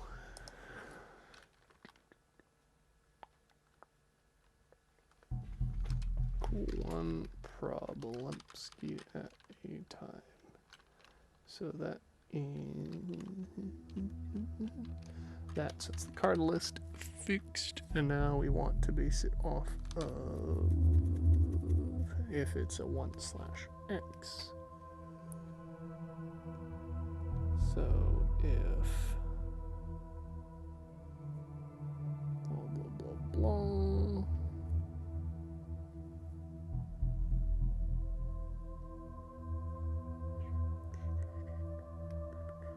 So instead of that, we base it on C68.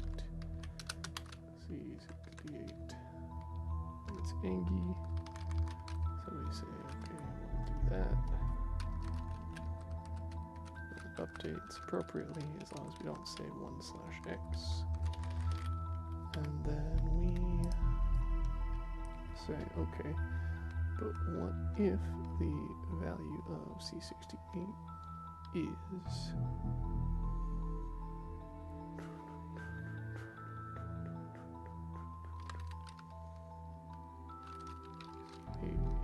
equal to 1/x.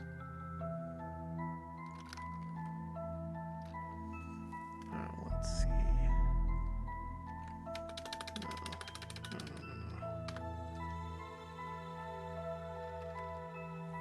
This is fine.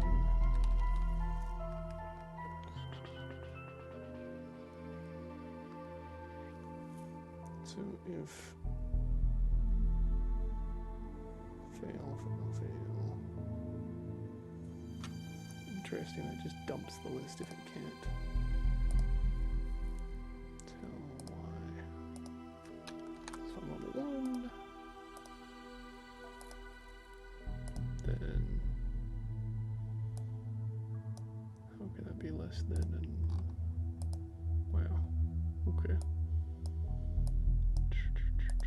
Sort of evaluates it all as true.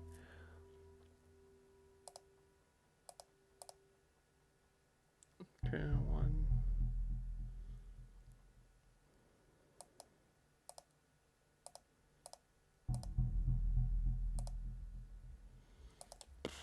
Okay. So we filter and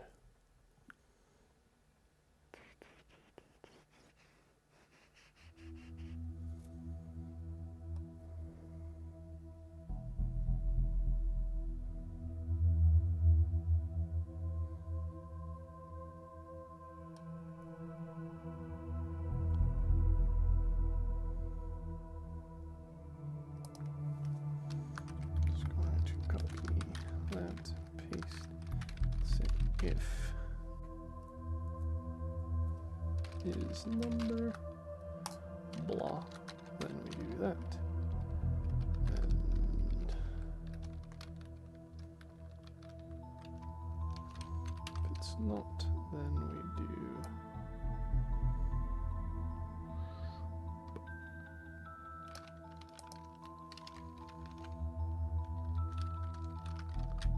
that, but instead of that we use 1.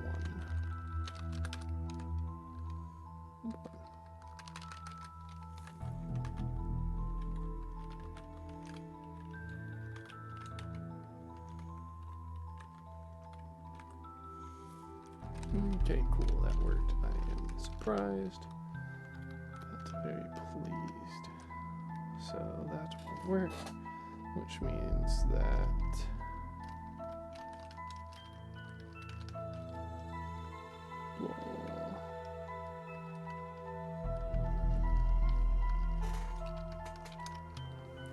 cool, how to validate. Oh my god, data validate that. First off, hydration.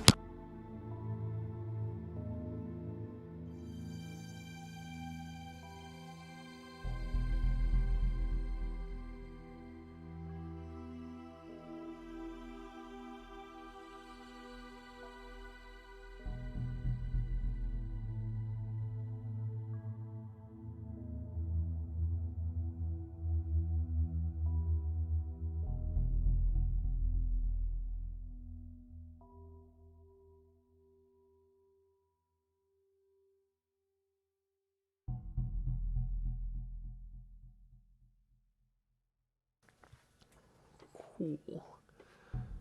So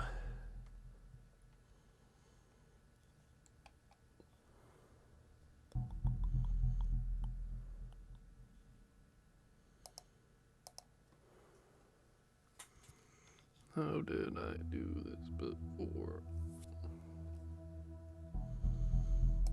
Time to jump one drop again.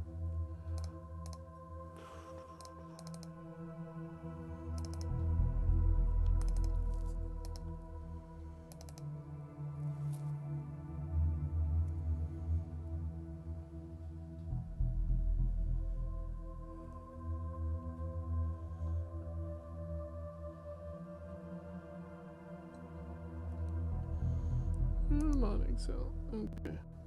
Bring.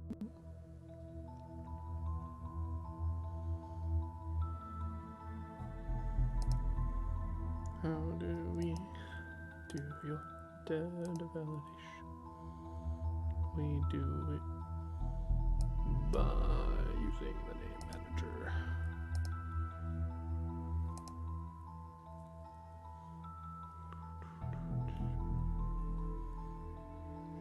Where is the name manager?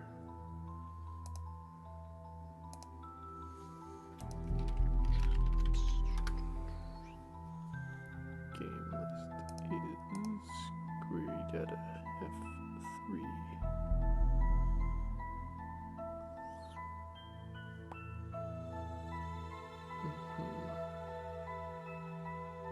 So that is pre-calculated somewhere else.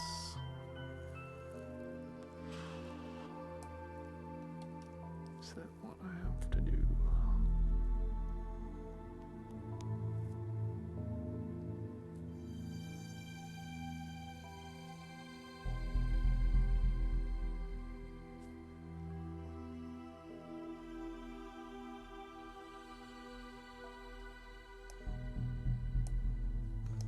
Feel like I could use it with a VLOOKUP. Let's see. Data validate. Custom. Allow it if VLOOKUP. C68.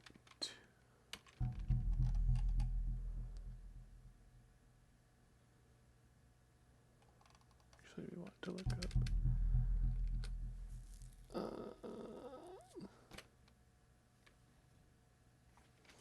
What we type in. Okay. So if value is damn it, I know I did this. That's a mother point. And I close it. Cool.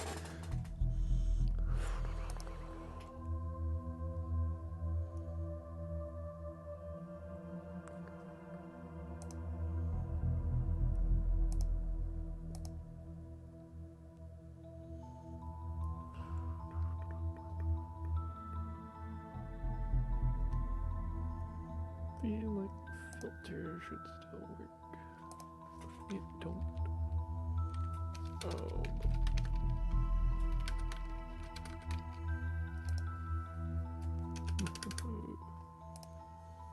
Okay.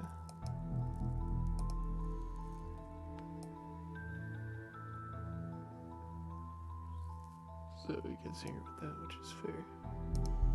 Because this also makes me angry. Actually, mostly sad. So tell me you brought mates. Okay.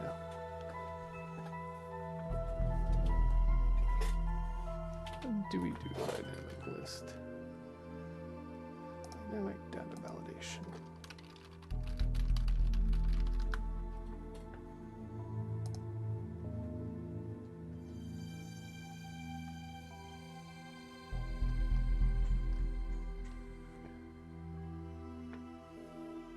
Create lists is the secret, I guess.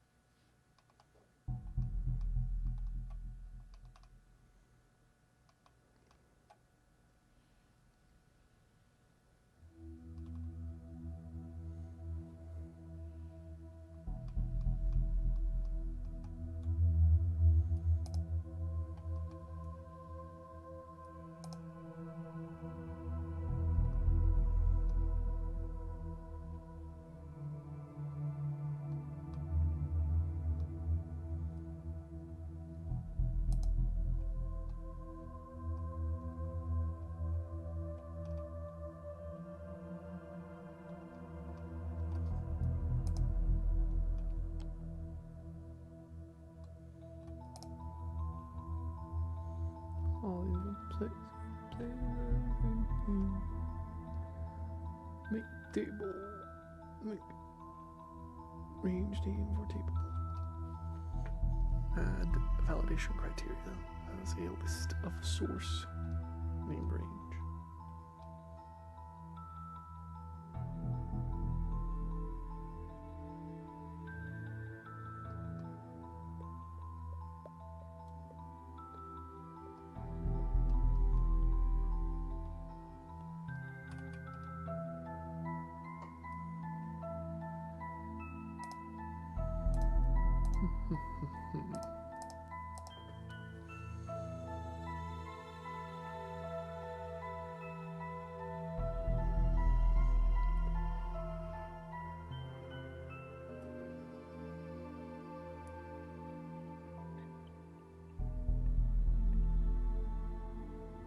But I don't really care to make a bunch of hidden lists. Ugh.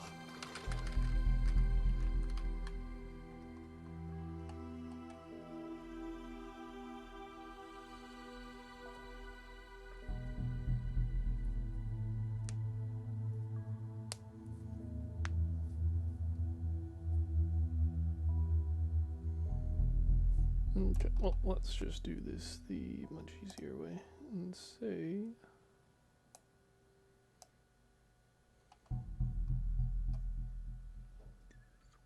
we can probably just, yeah, whatever, just delete that.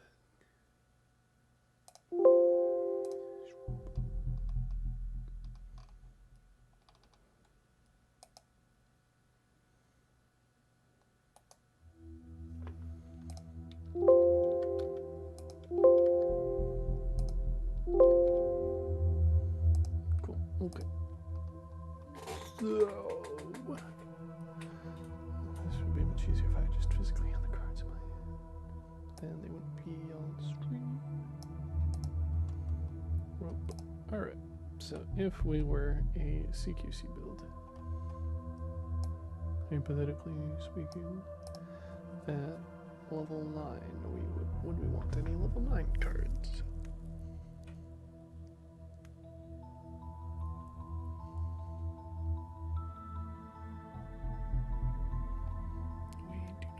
Care about either of those. Cool, level 8. Guess I've already answered these with this, haven't I?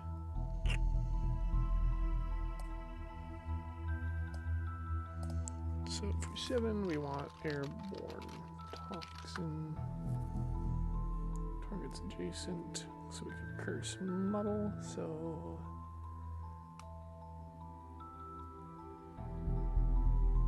is there any curse metal poison effects at 8 or 9?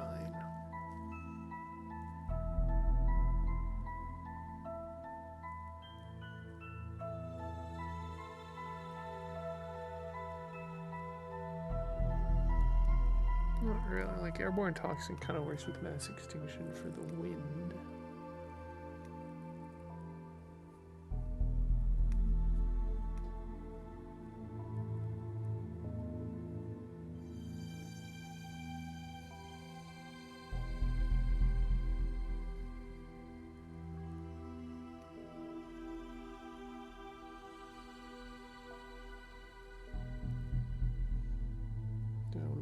Tides, definitely. For say level 6, we definitely want state cloud. 5.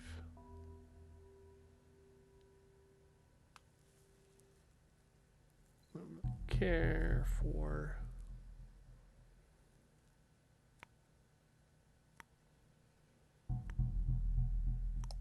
kind of storm of winds.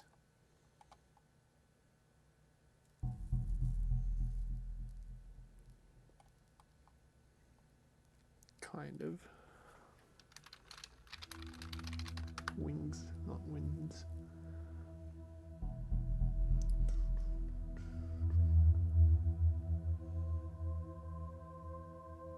Also kind of nightmarish affliction.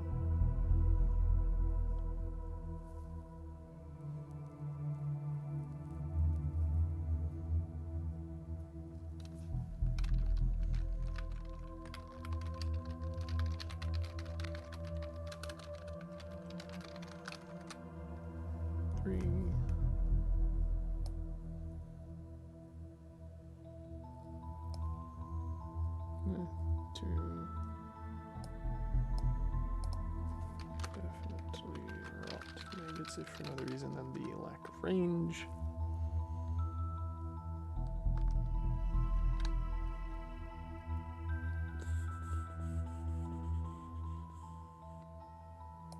And then for level 1 cards, we definitely want grasping vermin.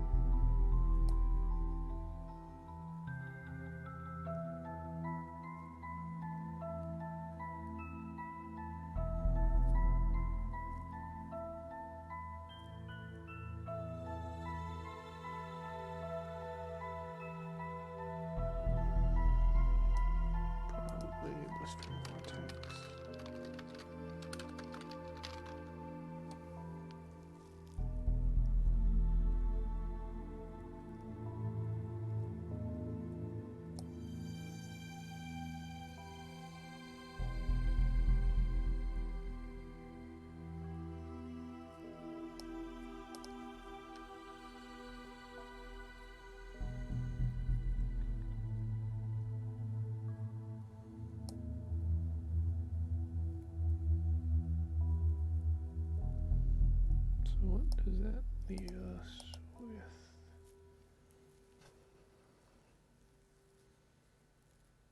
I guess also vile pestilence due to decreased range.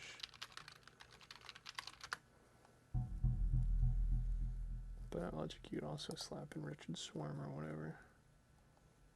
Any of the AoEs.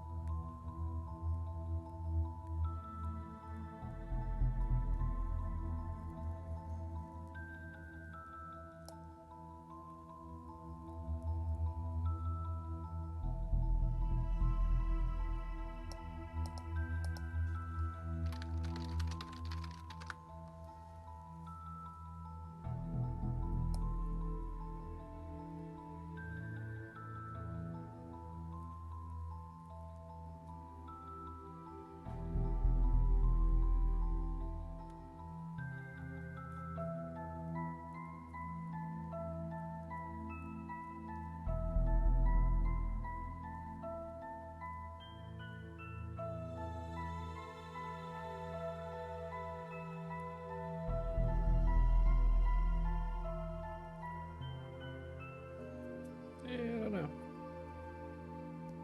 The whole plot of it kind of comes apart, doesn't it?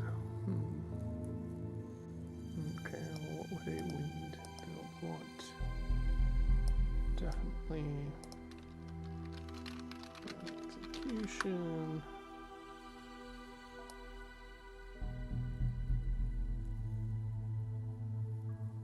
Don't know if we really have a preference for level 8.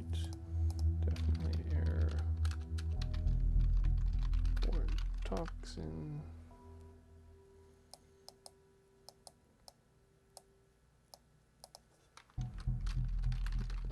Tides.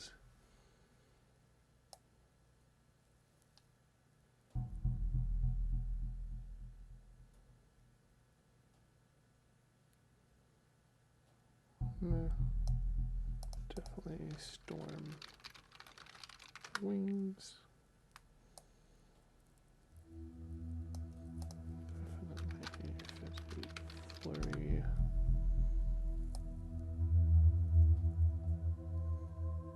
Then we run into more mids. And for level 1,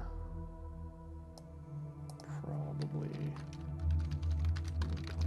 congregation, gathering doom, kind of paralyzing, bite, kind of.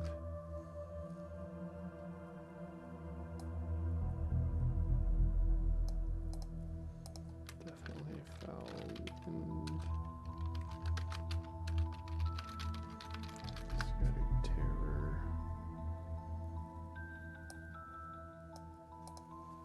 And blistering vortex. So that gives us what? Probably more cards than we need actually. 14 with 3 blanks. That is exactly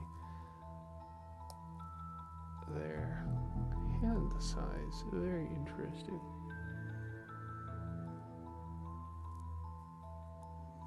Mind you, like more than half of those are loss actions, but it works, I guess.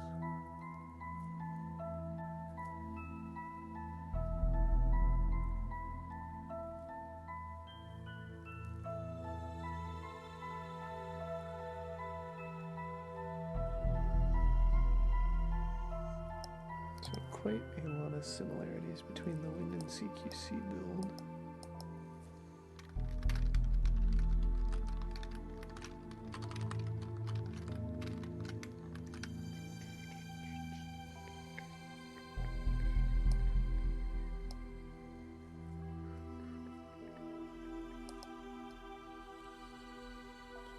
This wretched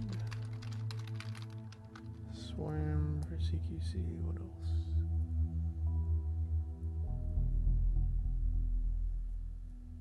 Maybe spread the plague.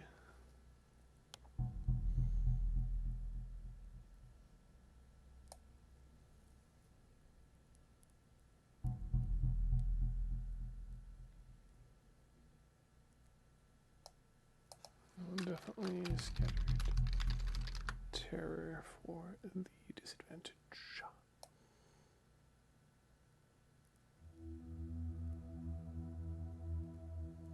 And probably epidemic due to the poisoning on front lines, which I may not have picked up on. Yes. Okay, grasping. 1, 2, 3, 4, 5, 6, 7 dedicated cards, and then like some other ones which just kind of complemented. That gives us 14 total with 1, 2, 3, 4 maybes.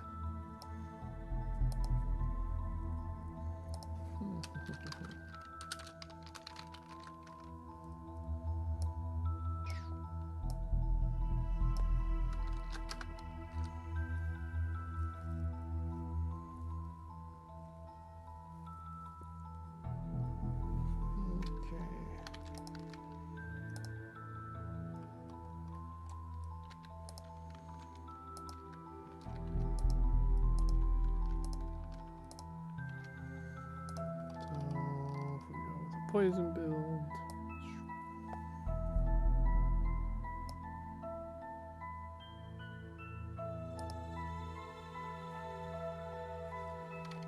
Definitely mass extinction. Execution.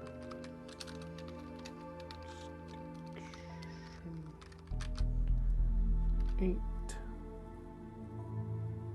I don't really think we care unless we do something with an item that gives us poison. Airborne toxin 7 for 6. Again, nothing specifically, although Black Tides does buff us due to the element generation. I'll leave that out. It'll probably be overlap anyway. Definitely accelerated and willing sacrifice, which means that we might actually have to bump that up to picking up the second one at level 8. For level 4. Oops, this is 5. Well, so we've got 2 opportunities to pick up the other card. Marriage affliction. 3. Definitely succumb to the gift. Hello. For level 2, definitely rotten maggots. And then for level 1, definitely vile pestilence. Definitely spread the plague. Depending on if they want people to get Hello, I'm here. fired. Ew. Brother, what did one whale say to his 3 other friends? We're like peas in a pod. No, he said whale, whale, whale. For shame, brother. For shame. Oh, and we can definitely take Spreading Scourge as a maybe for the affected teammates. What are you looking at? Talking poison, baby. And what? Strain. I spent 2.5 hours trying to spreadsheet different builds for the Plague Herald because I had a particularly spicy idea, and then I got extremely sidetracked with my inexperience with Excel, and instead it was like 2 hours of that, and it'd been only like 40 minutes of actually like Oof. making builds. But basically I'm seeing the different builds available for the Plague Herald in effect. Okay. This actually works out. That's 11. Wow, that's perfect. There's exactly 11 cards. Oh no, sorry, that's 12 because one of them's a doubled up. That build. Very interesting, brother. I probably could have made this a lot easier myself if I just did the sum if. Well, that's definitely what I should be doing instead, brother. Maybe. We'll never know. Because that's what 1, 2. There's probably like 3 doubles, right? And that would be the 11 again. Coolio. Anyway, yep. So that's saved. That's closed. That's closed. Cool. Game's open. And I will send you all the code, and then I'll restart the stream.